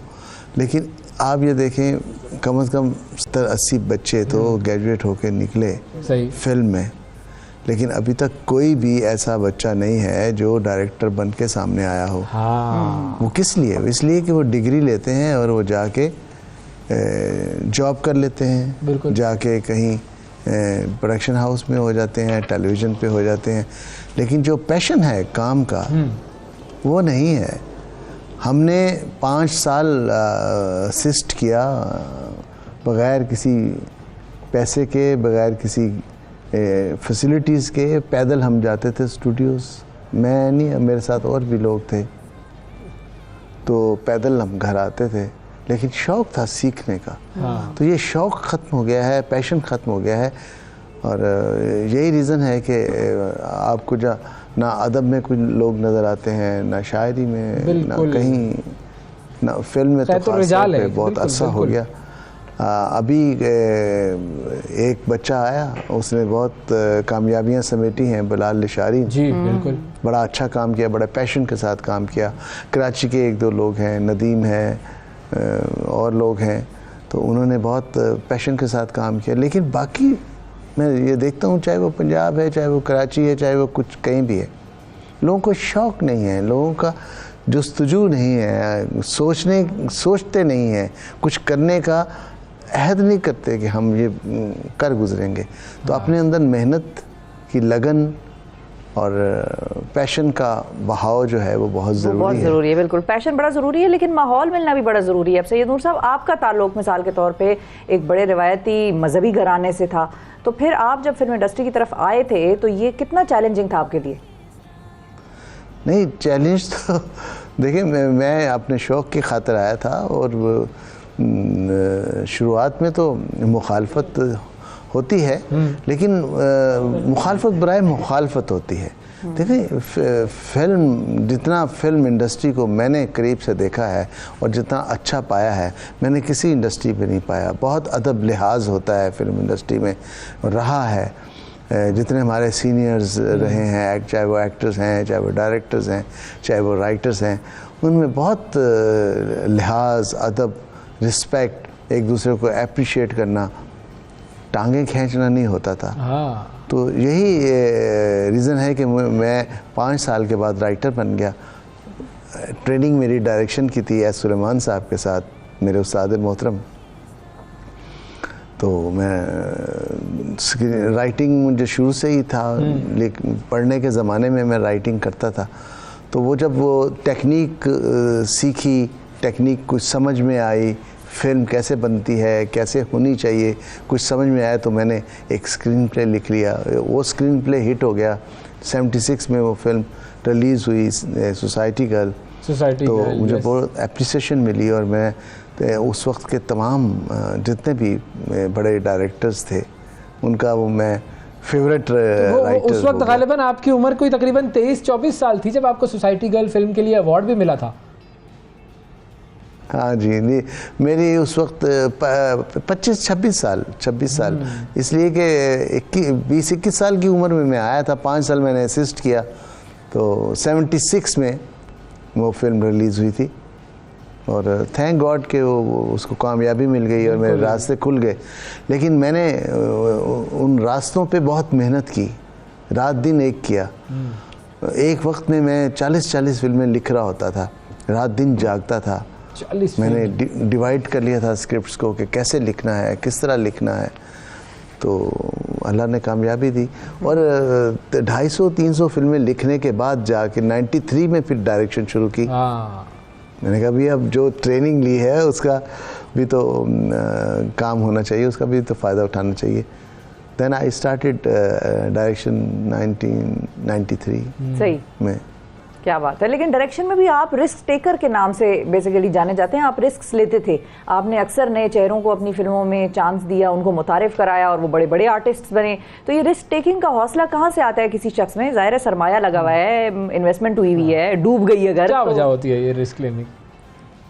देखिए मैं ये समझता हूँ कि फिल्म खुद एक रिस्क है। फिल्म बनाना ये वाहद काम है जो बहुत रिस्की है, आपको नहीं मालूम होता। अंधेरे में बनती है, अंधेरे में चलती है, अंधेरे में लोग पसंद नापसंद करके उसको निकल जाते हैं।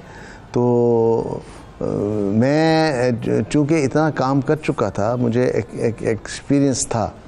तो ये वो ज़माना था 93 जब सुल्तान राही साहब का एक धाक बैठी हुई थी। उनके बगैर फिल्म नहीं बनती थी, पंजाबी फिल्में बनती थी, उर्दू फिल्में कम बन रही थी। नदीम साहब भी पंजाबी फिल्म करना शुरू हो गए। तो बहुत ये सिलसिला चल रहा था। लेकिन मैंने सोचा मैं उर्दू फिल्म बनाऊंगा। मुझे सब ने मना किया, उन्होंने कहा जी ना करें आप, ये नहीं चलेगी क्योंकि आज का ज़माना जो है ना वो पंजाबी का है।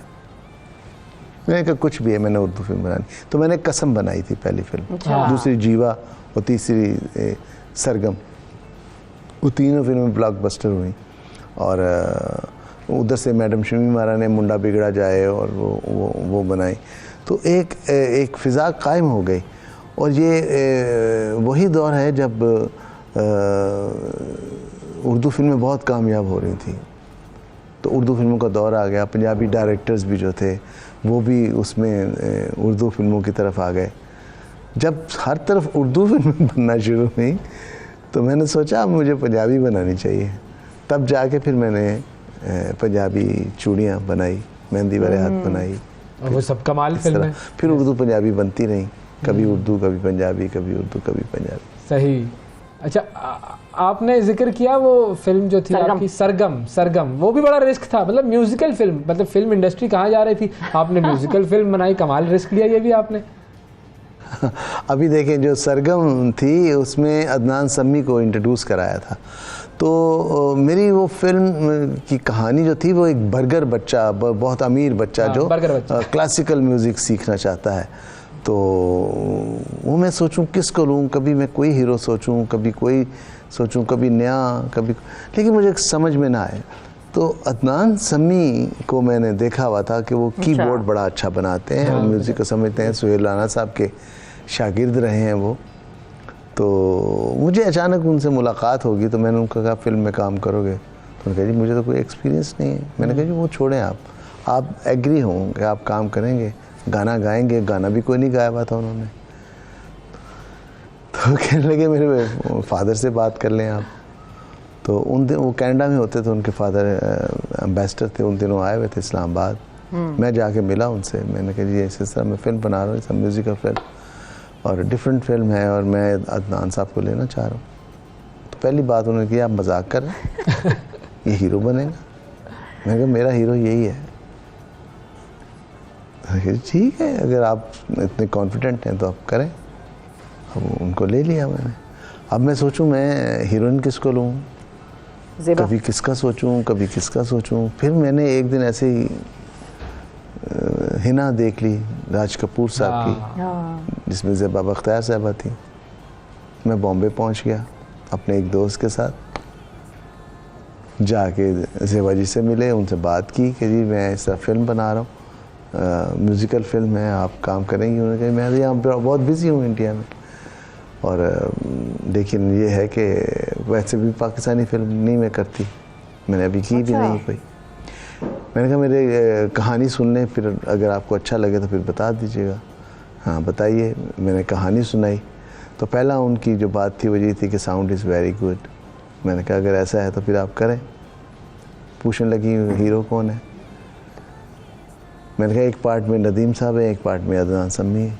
मैंने अदनान समी कौन है? मैंने उनको बताया कि इस तरह कीबोर्ड बजाते हैं, बड़े अच्छे आर्टिस्ट हैं और वो ये। तो वहाँ मैंने उनसे एक बात की, मैंने कहा हर बंदा मुझे डरा रहा है, आप मुझे मत डराइएगा कि वो बहुत मोटा है और वो हीरो नहीं लगता और ये वो फलाना। कहती क्यों, क्या मोटे लोग इश्क नहीं करते? आपको लेना चाहिए उनको। और यूँ अदनान समी बिकम ए हीरो। जब फिल्म ख़त्म होती थी मोटू मोटू मोटू हर बंदा, और वो बहुत उसमें अच्छे लगे थे उसमें। क्या बात। लेकिन वो कमाल हिट फिल्म थी सर, सुपर हिट फिल्म थी। क्या कमाल गाने थे। अच्छा मुझे एक बेसिक बात का एहसास हो गया है सर कि आपने हमेशा नए लोगों से मुलाकात की है, हमेशा आपने नए लोगों को चांस दिया है। तो मेरा ख्याल है मुझे भी आपसे मुलाकात करनी पड़ेगी। शिफा से भी मुलाकात करवाता हूँ मैं आपकी। हो सकता है इनके अंदर आपको कोई हीरोइन नजर आ जाए, मेरे अंदर कोई हीरो नजर आ जाए आपको।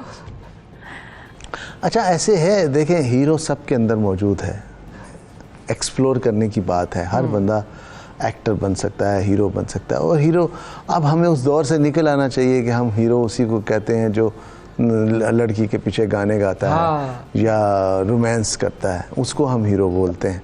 जबकि दुनिया में जो मेन कैरेक्टर होता है जिस पे स्टोरी बेस करती है, चाहे वो 80 साल का है, चाहे 70 साल का या 50 साल का, वो हीरो है। तो आप, मुझे नहीं मालूम आपकी क्या एज है। तो सर एज भी ज़्यादा है लेकिन जज्बा भी ज़्यादा है, तो बस इस हिसाब से देख लें। अच्छा ज़रूर जी, आवाज़ थोड़ी ज़रूर। आप जब भी लाहौर आए मुझे बताइए बस, और हम मिल बैठेंगे और मैं कुछ ना कुछ ज़रूर डेफिनेटली करूँगा। मुझे तो ऐसे लोग, पैशनेट लोग बहुत पसंद हैं, और मैं नहीं चाहता कि उनका जो पैशन है वो ख़त्म हो जाए और वो एक आम से लोग बन जाए। नहीं, जिनका पैशन है वो बड़े ख़ास लोग होते हैं, और ख़ास लोगों को सपोर्ट होनी चाहिए, उनको मिलना चाहिए, उनके साथ अपने काम को शेयर करना चाहिए। चलो जी, डन हो गया जी, ज़बरदस्त। ये तो काम हो गया, लाहौर जाके मुलाकात करनी है मुझे। चले फिर अब आप निकलें, फिर बाकी मैं सैयद दूसरा से बात कर लेती हूँ, आप चल पड़े। तो बात ये है कि जी जो अभी बात की हमने कि बाहर की फिल्मों में हीरो का तस्वर बिल्कुल चेंज हो गया है, भारत में भी हीरो का तस्वर चेंज हो गया है, कैरेक्टर रोल्स बहुत ज़्यादा इंपॉर्टेंट हो गए हैं। हम कब उस रास्ते पर जाएंगे? हाँ नहीं, हम जा चुके हैं। मैंने अभी यही बात की है आपसे कि अभी हमें अपने जो स्क्रीन प्लेस हैं वो चेंज करने पड़ेंगे और कैरेक्टर्स चेंज करने पड़ेंगे। कैरेक्टर की एज को देख के आप ये ना समझें कि भी अब यही इसी पे बेस करनी है, गानों वानों पे और लड़की और लड़कों पे। नहीं, अब हमें बहुत चेंज की ज़रूरत है, स्क्रिप्ट ख़ास तौर पे, और बुनियाद ही अगर चेंज होगी तो फिल्म चेंज बनेगी। बिल्कुल सही फरमाया, बिल्कुल सही है। अच्छा सही। सैयद नूर साहब, ये बताएं कि आप पाकिस्तान में और पाकिस्तान से बाहर किसी को स्टडी करके और किसी के काम से इंस्पायर हुए मुसन्निफ भी बताइएगा और हिदायतकार दोनों का बताइएगा। देखिए, मैं बताऊं, ये हमारे मुल्क में है कि मुसन्निफ जो राइटर है या इंडिया में कि वो इंडिपेंडेंटली वो फिल्में लिखता है और ये करता है। मोस्टली जितने भी डायरेक्टर्स हैं, चाहे वो हॉलीवुड के हैं चाहे वो कहीं के हैं, अगर वो हिमसेल्फ राइटर हैं तो बहुत अच्छा है। मोस्टली वही लोग कामयाब है। जेम्स कैमरॉन को ले लें, स्पिलबर्ग को ले लें, ये खुद अपना स्क्रीन प्ले ले लें, सिल्वेस्टर स्टैलोन को ले लें, इन्होंने अपने खुद स्क्रिप्ट लिखी और कामयाब फिल्में बनाई। तो मैं ये समझता हूँ कि मैं तो हर उस स्क्रीन प्ले से मुतासिर होता हूँ जो मुझे इफ़ेक्ट करता है, मुझे देख के मेरे ऊपर अपनी एक कैफियत तारी कर देता है। तो पहले हम देखा करते थे रियाज शाहिद साहब को, अली सुफियान आफाकी साहब को, हज़ी कादरी साहब को, ये अहमद राई साहब को, ये आगा हसन इम्तिसाल साहब, ये बशीर नियाज़ साहब, ये बहुत अच्छे राइटर्स थे। आज के दौर में भी अच्छे राइटर्स हैं, ऐसी कोई बात नहीं है, लेकिन मसला सिर्फ एक आ रहा है, टेक्निक है, टेक्निक नहीं है उनके पास। फिल्म की टेक्निक, एक स्क्रीन प्ले के लिए टेक्निकल होना बहुत ज़रूरी है। तो वो टीवी की राइटिंग से अगर वो कन्वर्ट होंगे फिल्म की राइटिंग में तो थोड़ा सा मेरा ख्याल है उनको कुछ वक्त लगेगा अपनी गलतियों से सीखने। अच्छा, अगर सर हम डायरेक्टर्स की बात करें तो कौन से ऐसे डायरेक्टर्स ऐसे हैं जिनको आप पसंद करते हैं? डायरेक्टर्स देखें, फिल्म पहले तो हम विलियम वायरर टाइप के जो डायरेक्टर थे उनको पसंद करते थे। इंडिया में नितिन बोस थे, वो थे मुगल आजम के आसिफ साहब थे, फिर जिन्होंने अंदाज और ये फिल्में बनाई वो थे राज कपूर साहब थे, मंजर साहब थे, और हमारे मुल्क में खलील कैसर साहब थे, अनवर कमाल पाशा साहब थे, उनके बाद खलील साहब के बाद रियाज शाहिद साहब थे। बहुत अच्छे अच्छे डायरेक्टर, फिर नजरुल इस्लाम साहब आ गए, फिर मेरे उस्ताद सुलेमान साहब ने बेहतरीन फिल्म्स उन्होंने बनाई, और इन सब से सीखा, इन सब से इनके देखिए सीखने का अमल सबसे ज़्यादा ये है कि आप सुकून से बैठें और उनके काम को देखें, बार बार देखें, आपको समझ आएगी। आप ये सोचें कि ये शॉट क्यों इन्होंने इस तरह लिया है, ये एग्जीक्यूशन जो है इस तरह क्यों नहीं है। जब आप इस तरह क्यों नहीं है तो आप सोचेंगे तो आपको समझ आ जाएगी कि नहीं ये ऐसे ही होनी चाहिए। मसूद परवेज़ साहब का नाम मैं भूल गया, बेपनाह फिल्में उन्होंने अच्छी फिल्में बनाई। तो बिल्कुल बड़े बड़े नाम है सर, ये बड़े नाम है। अच्छा, आपका जो बुनियादी तौर पर काम है वो ज़्यादातर रोमांटिक फिल्मों के साथ एसोसिएट किया जाता है, लेकिन एक फ़िल्म जो मुझे ज़ाती तौर पर बहुत ज़्यादा पसंद है वो आपने लिखी थी, उसका नाम था उस्तादों के उस्ताद। इस कदर कमाल फार्सिकल कॉमेडी और इतना इन्जॉय किया मैंने उस फिल्म को देखकर, मज़ा आ गया था सर। जावेद फाजिल साहब उसके डायरेक्टर थे और बहुत अच्छी फिल्म थी। और उस ज़माने में 3-4 कॉमेडी फिल्म्स बनी थी उस्तादों के उस्ताद, हमसे ज़माना वो हाँ। शिवा और नेपाल में जाके बनाई, नदीम साहब उसमें थे। तो इस तरह करके डिफरेंट फिल्में बनती थी। अब तो समझ में नहीं आता कि जॉनरा ही समझ में नहीं आता कि क्या है। हाँ, लेकिन यह है कि अदाकार और अदाकाराएं आपको समझ में आती हैं, और मैं इसी हवाले से अब आपसे पूछना चाहूँगी कि इन दोनों में आपको किसने मुतासिर किया, जिसको कि आप कहते हैं कि इनको आप स्क्रिप्ट दे दें और फिर भूल जाएं ये लोग कमाल कर देंगे? नहीं, ये अदाकार जितना बड़ा मर्जी हो, जितना बड़ा मर्जी, उसको डायरेक्शन की ज़रूरत ज़रूर है, डायरेक्टर की कमांड की ज़रूरत ज़रूरी है। अभी ये देखें ना, आप बड़े से बड़े डायरेक्टर्स को देख लें, कुछ फिल्मों में जो अच्छे डायरेक्टर्स के साथ हैं वो बहुत अच्छे नज़र आएंगे, लेकिन बाकी फिल्मों में वो अच्छे नज़र नहीं आएंगे। अगर वो हिमसेल्फ बहुत अच्छे हैं तो उनको हर जगह अच्छे नज़र आना चाहिए। अब नज़रुल इस्लाम साहब ने नदीम साहब के से जो काम लिया वो दूसरे डायरेक्टर से नहीं लिया, परवेज़ मलिक साहब ने जो काम लिया वो दूसरे डायरेक्टर से नहीं लिया। अब ईशान की आप फिल्में उठा के देख लें, जो मेरी फिल्में हैं वो डिफरेंट हैं। बाकी फिल्में जो हैं वो जैसे वो फरमाते हैं कि मैंने किचन के लिए की हैं या मैंने अप्लाइज किया है, वट एवर, लेकिन जिन फिल्मों में परफॉर्मेंस है, आप संगम देखें उनकी, हाँ, क्या परफॉर्मेंस है। और फिर वो देखें घूंघट, फिर आप डाकू रानी, फिर आप मजाजन, बस सब में डिफरेंट उनकी परफॉर्मेंसेज है, डिफरेंट शेड है। डायरेक्टर की संगम मुझे बहुत पसंद है, तो संगम में बल्कि उनका कम बैक वहीं से हुआ, संगम और घूंघट से, जब वो छोड़ के चले गए थे फिल्म इंडस्ट्री और उनको मनहूस करार दे दिया गया। हाँ, वो भी एक वक्त था, बिल्कुल। लेकिन फिर उनका कमबैक भी हुआ सर। अच्छा सर, फाइनली सर, आप आजकल किन चीज़ों पर काम कर रहे हैं? आने वाले वक्तों में क्या हम आपसे एक्सपेक्ट करेंगे, क्या देखेंगे? देखिए, मैं तो फिल्म का आदमी हूँ, फिल्में बनाता रहूँगा जब तक हिम्मत और ताकत है। लेकिन मसाइल कुछ यूँ हैं कि अब फिल्म बनाना बहुत महंगा हो गया है, बहुत मुश्किल हो गया है। पहले ये था कि फ़िल्म का बजट कम होता था और फिल्म सेल हो जाती थी, सर्किट से पैसे आ जाते थे, मुख्तलिफ़ शहरों से पैसे। अब टोटली आपको अपनी जेब से लगाना पड़ते हैं, तो रिस्की भी बहुत हो गया है। तो रिस्की इसलिए बहुत ज़्यादा हो गया, आप समझेंगे कि जिस स्क्रीन पर, जिस सिनेमाज पे मैं फ़िल्म बना के लगा रहा हूँ, वहाँ अंग्रेज़ी फ़िल्म भी लग रही है, हिंदुस्तानी फ़िल्म भी लग रही है, और वहाँ मेरी भी लगेगी। और मेरी फिल्म अगर टेक्निकली उनके बराबर नहीं या उनसे ज़्यादा नहीं, तो करीब करीब होनी चाहिए, ताकि वो फ़र्क ना लगे। और ये फ़र्क मिटाने के लिए आपको बड़ा बजट चाहिए, बड़े पैसे चाहिए। मौला जट की कामयाबी, हमें फ़ख्र है उस पर। उसकी रीज़न यही है कि मौला जट ने उनको बीट किया है और मौला जट ने उनसे आगे बढ़ के अपने आप को पेश किया है, और इसीलिए उसको दुनिया में पसंद भी किया गया।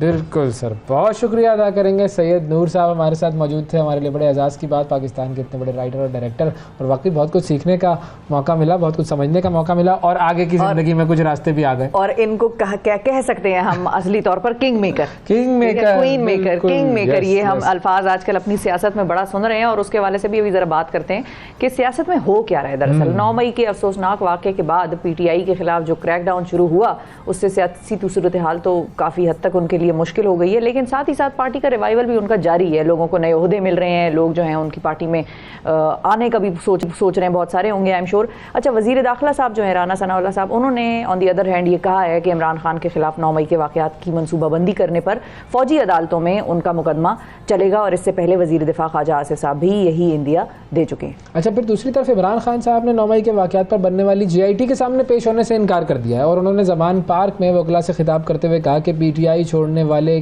किंग्स पार्टी बनाने के लिए लॉबिंग कर रहे हैं। और उन्होंने ये भी कहा कि PTI को ख़त्म करने के लिए तमाम इदारे तबाह कर दिए जा रहे हैं, और इस वक्त अदलिया शदीद दबाव का शिकार है। अब क्या हुकूमत अगले इंतखाबात के दौरान इमरान खान को सियासी मैदान से बाहर करना चाहती है, और क्या PTI छोड़ने वाले जो रहनुमा हैं जहांगीर तरीन साहब, उनकी पार्टी में शामिल हो जाएंगे, जितने भी सारे लोगों ने छोड़ी है? इस हवाले से हम बात करेंगे। हमारे साथ में पाकिस्तान तहरीक इंसाफ के रहनुमा और अब जो उनको ओहदा मिला है जनरल सेक्रेटरी जनाब उमर अयूब साहब। अस्सलाम वालेकुम सर।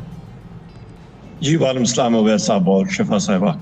अच्छा सर, अब शुरू तो इस तरीके से हम अगर करें कि जो इस वक्त सूरत हाल है, वी ऑल नो कि 9 मई को जो कुछ हुआ वो सही नहीं हुआ, और बहुत सारे लोगों ने उसको कंडेम किया।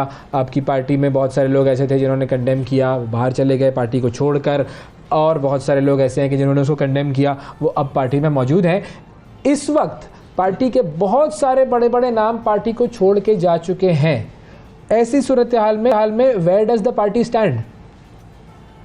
बिस्मिल्लाहिर्रहमानिर्रहीम। बहुत शुक्रिया, एक बार फिर बहुत शुक्रिया आपके प्रोग्राम पे अवैस साहब और शिफा साहिबा। लेकिन 9 मई का जो वाक़या हुआ है वो तो कोई भी इंसान उसको कंडेम किए बगैर रह नहीं सकता, वो कंडेमेबल इवेंट था। अमलाक को या नुकसान पहुंचे या किसी चीज़ को पहुंचे, जारी बात है। और पर आप ये भी देखें ना, वो कंडेमेबल इवेंट है, कंडेम सारों ने किया है, इमरान खान साहब ने किया है, मैंने किया है बैसियत सेक्रेटरी जनरल, सारे हमारे साथ में किया है। पर एक चीज़ ज़रूर आप जहन में रखें कि इमरान खान साहब उस दिन ज़ेर हिरासत थे, वो H8 के पुलिस लाइंस में थे, उनके फरिश्तों को भी नहीं पता। उनको 3 दिन बाद सुप्रीम कोर्ट में जाके पता लगा जब CJ साहब ने उनको बताया। एक चीज़। अच्छा, दूसरी अहम चीज़, GIT के बारे में अभी शिफा साहब ने बात की। इमरान खान साहब ने ये नहीं कहा कि मैं अपीयर नहीं होता, उनका टेक्स्ट या उनका जो तहरीर है, उन्होंने कहा जी मेरे ऊपर कातिलाना हमले हो चुके हैं, और यहाँ पे अदालत ने ही मुझे एक ऑप्शन दिया है और वो मैं अवेल कर रहा हूँ कि जमान पाक में आके आपने जो पूछताछ करनी है आप जरूर करें।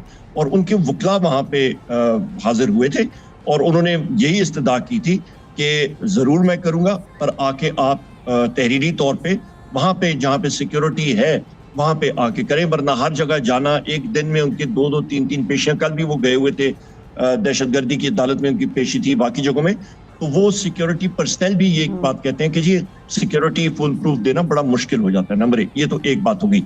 जहां तक अवैध साहब आपने सवाल पूछा लोगों का जाने का, देखिए जी पाकिस्तान तहरीक इंसाफ की सबसे बड़ी पार्टी है, लोग आएंगे जाएंगे, हर चीज लगी रहती है। वोट इंशाअल्लाह ताला पाकिस्तान तहरीक इंसाफ का इमरान खान साहब का है। और ये भी मैं बस से कहता हूँ जिन लोगों ने पार्टी छोड़ी और वो अपना वो कागज जो है वो पढ़ के वो जा रहे हैं, वही लोग अभी कह रहे हैं कि जी हम लोग वापस आना चाहते हैं। वजह बड़ी सिंपल है, जो उनके वोटर सपोर्टर हैं, देखिए दो अहम चीज जी, वोटर सपोर्टर जो है वो लाल ये आपको किसी ने खुद सिखाया है कि वो वापस आना चाहते हैं, या ये कहीं जराए से आपको खबरें मिल रही हैं कि कोई इस किस्म की बात कर रहा है, वापस चाहते हैं? डायरेक्टली शिफा साहिबा लोग डायरेक्टली कह रहे हैं जी बस हम पे बेताशा प्रेशर था और हमने ये किया और हम लोग आना चाहते हैं वापस। नंबर 1। दूसरी अहम चीज, आप ये चीज समझें, एक सियासी आदमी जो कि जिसने तकरीबन 10-15 साल सियासत में गुजारे हो फील्ड में, और वो कह रहा हो कि जी मैं सियासत से दस्तबरदार हो रहा हूँ, ये नहीं कि मैं किसी पार्टी को ज्वाइन कर रहा, मैं सियासत से दस्तबरदार हो रहा हूँ, इसका मतलब है कि उसने अपने पार्टी के रवाबित कट कर दिए, उसने अपने धड़े के रवाबित, अपने जो पश्तो में हम लोग कहते हैं डला, वो तोड़ दिया, खत्म हो गया। वो तो एक किस्म का पाबंदा हो गया ना जी सियासत में, उसके अगले 5 या 10 साल में तो उसका भी कुछ नहीं होगा। नंबर 1 तो लोग इस चीज से बहुत खाइफ हैं। और दूसरी अहम चीज मैं ये कहना चाहता हूँ कि जो पीडीएम की पार्टियां हैं और दूसरी पार्टियां हैं, उनकी आप कल और परसों की आप उनके बयान देखें, उन्होंने कहा जी कि जो लोग पाकिस्तान तहरीक इंसाफ को या छोड़ रहे हैं उनको हम लोग अपनी पार्टी में नहीं ले रहे। तो हो क्या रहा है कि वो तो एक किस्म की सुसाइड जैकेट पहन के वो लोग वो कूद पड़े। अभी उसका हल क्या है?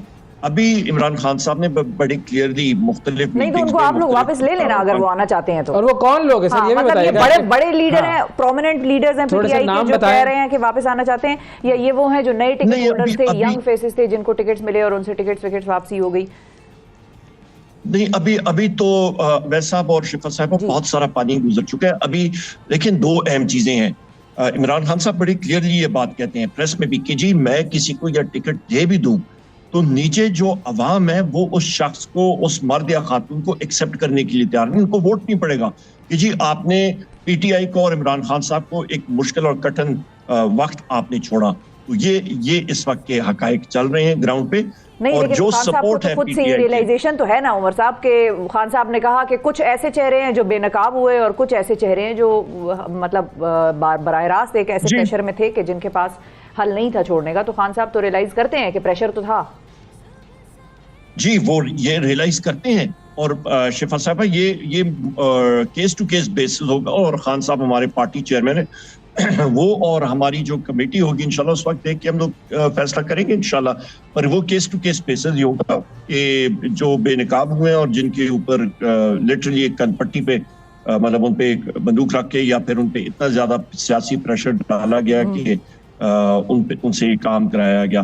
तो ये चीजें तो हैं, ये पता लग जाएंगी अनकरीब इंशाल्लाह। और दूसरी बात मैं कहता चलूं कि हमारे पास तो लेकिन प्रोमिनेंट लीडर्स हैं जो वापसी करना चाहते हैं, प्रोमिनेंट फेसेस हैं, स्टार प्लेयर्स पीटीआई के। वो भी है। पर एक बात मैं कह दूं कि जिस हल्के से कोई शख्स गया है वहां पे लाइन में 3-4 लोग ऑलरेडी खड़े हैं आने के लिए। वो कहते हैं जी खिदमत का मौका दें, आप देखें कोई देखिए इलेक्ट्रेट आपका, मैं तकरीबन हमारा खानदान 1932 से पॉलिटिक्स कर रहे हैं। 1932 से मेरे दादा के भाई जो थे वो इंडिया में उस वक्त केपी के, जो अभी KPNWFP के चीफ मिनिस्टर थे और स्पीकर थे। मेरे वालिद साहब रहे हैं, मेरे चचा, हम लोग सारे, मैं खुद तकरीबन इस वक्त अभी 22-23 साल से इस फील्ड में डायरेक्टली इलेक्शन के। आपके इलेक्शन में जब आप जाते हैं आपके पास पार्टी का वोट होता है, आपके पास इंडिपेंडेंट अपना एक धड़ा जनबा या आपके रिश्तेदार अहबाब होते हैं, और फिर एक फ्लोटिंग वोट होती है जो आज़ाद होती है और वो देखती है, और वो बड़ी मैटर करती है। और वो लोग सब के सब देख रहे हैं कि पीटीआई में इमरान खान साहब का जो बयानिया है, लोगों के दिल को उसने मतलब उस चीज़ ने मुतासिर किया है। वो बयानिया क्या है? वो है हकीकी आज़ादी, और हकीकी आज़ादी के साथ साथ वो कहते हैं जी खौफ के बहुत तोड़ दो, इंसान एक आज़ाद है, जंजीरें तोड़ दो, परवाज करो, शाहीन की परवाज जो है वो लो। सही। सर ये बताइए कि आपने कहा कि बहुत सारे लोग आपसे राब्तों में हैं, लेकिन जो नई पार्टी बन रही है जिसमें जहांगीर तरीन साहब जो है वो कलीदी किरदार अदा कर रहे हैं, दावा ये है कि 100 आपके लोग तो उनके पास जा रहे हैं, और जरदारी साहब भी लाहौर में मौजूद हैं, शुजात साहब से भी वो मुलाकात करेंगे। जी देखें, सियासत है, हर एक आदमी के पास ये ऑप्शन है कि वो यहीं जहां पे जाए जहां पे उनको महसूस हो कि जी हम 2 इलेक्शन लड़ सकते हैं, ये गज और ये मैदान। इंशाअल्लाह ताला वक्त आएगा, पाकिस्तान तहरीक इंसाफ के कैंडिडेट्स बल्ले के निशान पे अपने नॉमिनेशन पेपर जो है वो जमा कराएंगे, मैदान में जाएंगे, बल्ले के ऊपर उनको वोट मिलेगा, और इलेक्शन फ्री एंड फेयर हमारी डिमांड है हो, और बैलेट बॉक्स से जो है वो जवाब आएगा। हमें इस चीज से बिल्कुल हम लोग मुतासर हैं, जहाँ पे 100 बिस्मिल्लाह जो मर्जी है जहाँ पे जाए। लोग हमारे पास अल्हम्दुलिल्लाह वाहिद पार्टी है पाकिस्तान की, फेडरल पार्टी है, और ये भी मैं कहता चलूं कि तकरीबन 36 इलेक्शन हुए थे ये पिछले साल 1.5 साल में, जब से ये पीडीएम की इंपोर्टेड हुकूमत आई है, जिसमें से 30 पाकिस्तान तहरीक इंसाफ ने जीते हैं, क्लियर स्वीप। जिस वक्त मुस्लिम लीग नून और इन पीडीएम की हुकूमतें थी सूबों में भी और फेडरल में भी, पाकिस्तान तहरीक इंसाफ ही जीती है ना। लोगों ने इनके बयानिए को, इस इंपोर्टेड हुकूमत के बयानिए को, महंगाई को, इन चीजों को रिजेक्ट किया। और इसी मौके का फायदा उठाते हुए मैं आपको कुछ अभी स्टेटिस्टिक्स बताता हूँ। देखिए, आने वाला बजट ये अभी कर रहे हैं ना, ये सारी चीजें जो हैं ये आपका इकोनॉमिक फेलियर से भागने के लिए हैं। टोटल रेवेन्यू जो मुल्क का है, टोटल आपका वो 9,405 अरब रुपए, फेडरल के टैक्स और नॉन टैक्स रेवेन्यूज मिला के। आपने जो सूद की पेमेंट इस साल करनी है, आने वाले साल, ये 5300 अरब 5,300 बिलियन रुपीस करनी है। और सूबों के अखराजात पूरे मतलब उनको दे दिला के वो भी उनको देने हैं, तो फेडरल गवर्नमेंट के पास जो पैसा बच जाएगा वो तकरीबन 5,000 अरब है। 5,000 आपके पास बच गया, और आपने सूद की सिर्फ मद में जो है वो तकरीबन 5,300 अरब रुपया देना है, तो पीछे आपका अखराजात मरकजी हुकूमत के और दिफा के चलाने के कहाँ पे होंगे?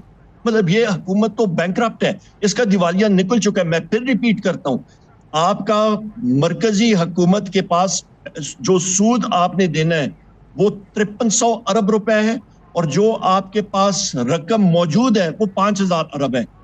तो बाकी अखराजात आप छोड़ दें, आपके अखराजात जो आपने सब्सिडीज देनी है, आपने बाकी चीजें देनी है। IMF जो है वो दूर उफक पे दूर दूर नजर नहीं आ रहा। दोस्त ममालिक जो है वो कहते हैं जी पहले IMF से बात करें फिर हमारे साथ आए।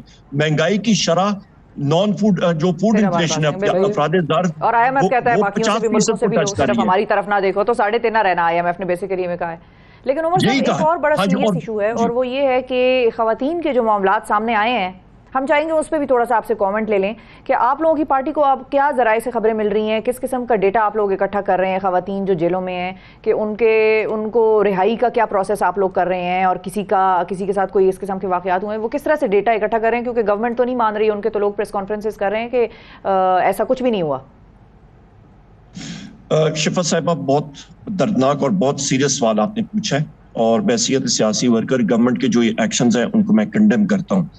ये मेरी करने की बात नहीं है। आप सोशल मीडिया पे बाकी जगहों पे देखें जिस तरह के वो पुलिस के एहलकार खवातीन को डील कर रहे थे, मुझे तो शर्म आती है कि मतलब उन लोगों को मैं कहूँ कि जी ये पाकिस्तान के पुलिस के एहलकार हैं। नंबर एक, उनको वहीं पे उनको मैं समझता हूँ या कोई शख्स इमीडिएट डिसमिसल के काबिल है तो ये वो पुलिस के एहलकार हैं। दूसरी अहम चीज, जो टपक के दीवारें टपक के दरवाजे तोड़ के रात के अंधेरे में जाके चारदर और चारदीवारी को पामाल कर रहे हैं बगैर सर्च वारंट्स के, और मेरे अपने घर 2 बार इस तरह के रेड्स हो चुके हैं बगैर सर्च वारंट्स के, उसको मैं कंडेम करता हूँ। तीसरी सबसे अहम बात, खवातीन जी चोरी करके ले गए, उस पर भी मैं आता हूँ जी, चोरी कर गए, मेरे पास सीसी फुटेज है, मैं अदालत में गया हूँ।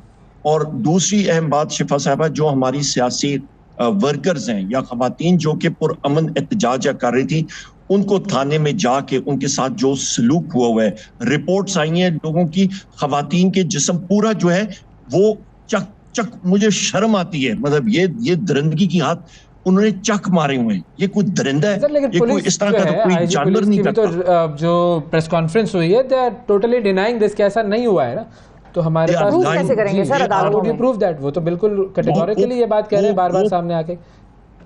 वो झूठ बोल रहे हैं, चाहे आईजी पंजाब हो चाहे आईजी इस्लामाबाद हो, उसके ऊपर भी मैं आता हूं। मतलब ये प्रूफ हमारे पास प्रूफ आए हैं, लोग जो हैं उनको ये डरा रहे हैं कि खवातीन एक्टिविस्ट सामने ना आए, सियासत से निकलें, और ये हर एक शख्स इसकी अटेस्टेशन कर रहा है। आप सोच नहीं सकते हैं कि उनके साथ क्या कुछ इन्होंने किया है, नंबर एक। मतलब दूसरी है बात, मैं या रेड हमाद अजहर साहब के घर पे हुए हैं, उनके 84 साला वालिद साहब को उन्होंने थ्रेटन किया है कि हम लोग आपकी बेटियों को उठा के लेके जाएंगे। हमाद अजहर साहब की बहनों को उन्होंने थ्रेटन किया है।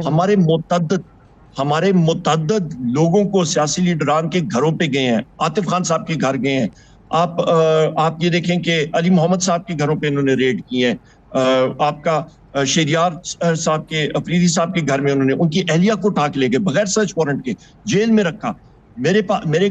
मेरे 16 साल के लड़के को कहते हैं कि जी डीवीआर कहाँ पे है, रिकॉर्डिंग सीसीटीवी उसका नहीं है। उन्होंने कहा जी झूठ ना बोलो या सही बयानी करो वरना उठा के ले जाएंगे। मतलब बगैर, मेरी अहलिया ने उनसे पूछा, मेरी वाइफ ने पूछा कि आपके पास सर्च वारंट है? उन्होंने कहा बेबी भूल जाए उसको। दूसरी बार भी आए बगैर सर्च वारंट के, और मैंने वो फुटेज मेरी ट्वीट्स पे आप देख लें, और वो जाके मेरी गाड़ी उन्होंने उठा के चोरी की बगैर परमिशन, बगैर सर्च वारंट, बगैर किसी कॉज के किसी की गाड़ी ले जाना और वहां पे खड़ी करना। इस वक्त भी वो शालीमार थाने में है, कोई प्रेस जाए वहां से पूछे। आपकी अपनी जगह दुरुस्त, जिस बहुत सारे लोग आपके ऐसे जिनके ऊपर आप कह रहे हैं कि भाई उन सबके ऊपर प्रेशर डाला, प्रेशर जो है वो आप लोगों ने भी अपनी पिछली हुकूमत में दूसरी पार्टियों के ऊपर डाला था, उनके भी बहुत सारे ऐसे मामलात होते थे। मरीम नवाज साहिबा जो है वो होटल के कमरे में थी, उनके यहाँ पर भी जो है वो घुस गई थी पुलिस इस तरीके से, तो मामलात तो गलत होते थे।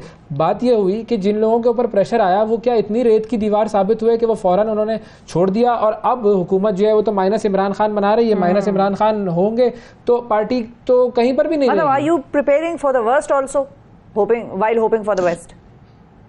अवैस साहब और शिफा साहिबा देखिए, मैंने जब होश संभाली ना, मैं थोड़ा सा डायग्रेस करूंगा, मेरी 4 साल उम्र थी, तो भुट्टो का टाइम था, भुट्टो साहब प्राइम मिनिस्टर थे, और 4 साल की उम्र में उनका एक फेडरल सिक्योरिटी फोर्स होती थी, FSF, दहशत फैलाती थी। जिस आजकल दहशत फैली हुई ना, इससे भी ज्यादा।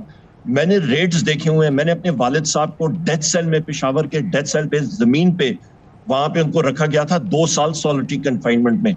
मैं जाके जेल की दीवारों को ठुड्डे मारता था, 4 साल का बच्चा था उस वक्त। मुख्तलिफ सियासी वो हमने उतराव चढ़ाए देखे, बिजनेस बंद होते हुए देखे, हर एक शख्स, पर हम लोग अल्हम्दुलिल्लाह अपने मौकफ से नहीं हटे। हर एक शख्स का एक थ्रेशोल्ड मुख्तलिफ होता है, तो जितना इंसान होता है, हम में से कोई फौलाद का नहीं बना हुआ। आपने तो डंडे भी खाए सर, वी मस्ट एक्नॉलेज। जी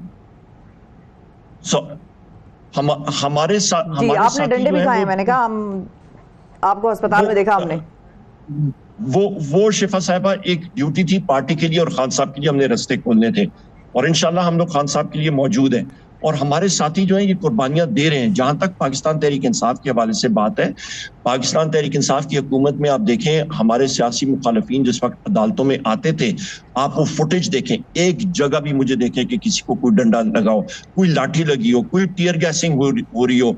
वहां पे बाइज्जत तरीके से आते थे, अपनी हाजिरी करते थे और जाते थे।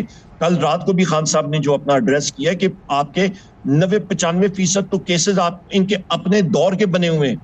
डॉन लीक्स का केस जो है वो इनके अपने दौर का बना हुआ है, इनके या पीपल्स पार्टी ने इनके खिलाफ बनाया था या मुस्लिम लीग ने पीपल्स पार्टी के खिलाफ लगाया हुआ था।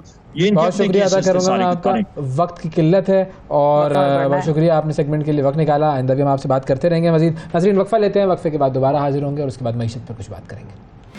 सुबह सवेरे पाकिस्तान, सुबह सवेरे पाकिस्तान, सुबह सवेरे पाकिस्तान।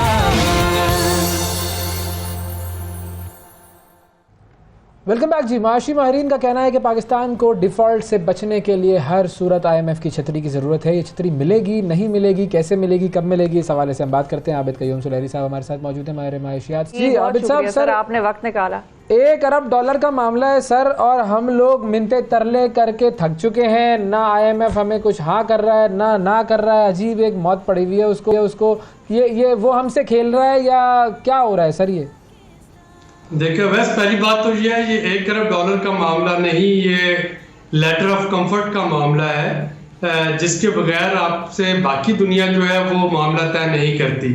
तो वर्ल्ड बैंक हो, ADB हो, जिनेवा प्लेजेस हो, इवन के दोस्त ममालिक भी बहुत से, तो जब तक आप IMF प्रोग्राम में नहीं होते वो आपसे आगे मामला लेके नहीं जाते। और ये फिर IMF का प्रोग्राम जो है ये सिर्फ $1 अरब नहीं रह जाता, ये उसकी सील ऑफ अप्रूवल जो है वो बहुत अहम बन जाती है।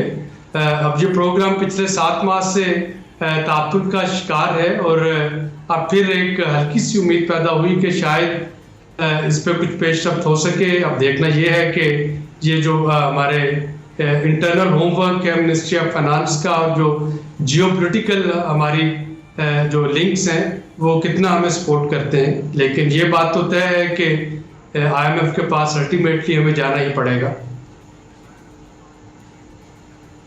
लेकिन आबिद साहब, क्या IMF ने हम ये कह सकते हैं कि IMF ने हमें बेसिकली ये कह दिया है कि सिर्फ 3.5 रहना अब, या ये मैं बहुत ही होपलेसनेस की तरफ से, तो आप मुझे थोड़ी सी उम्मीद दिला दें।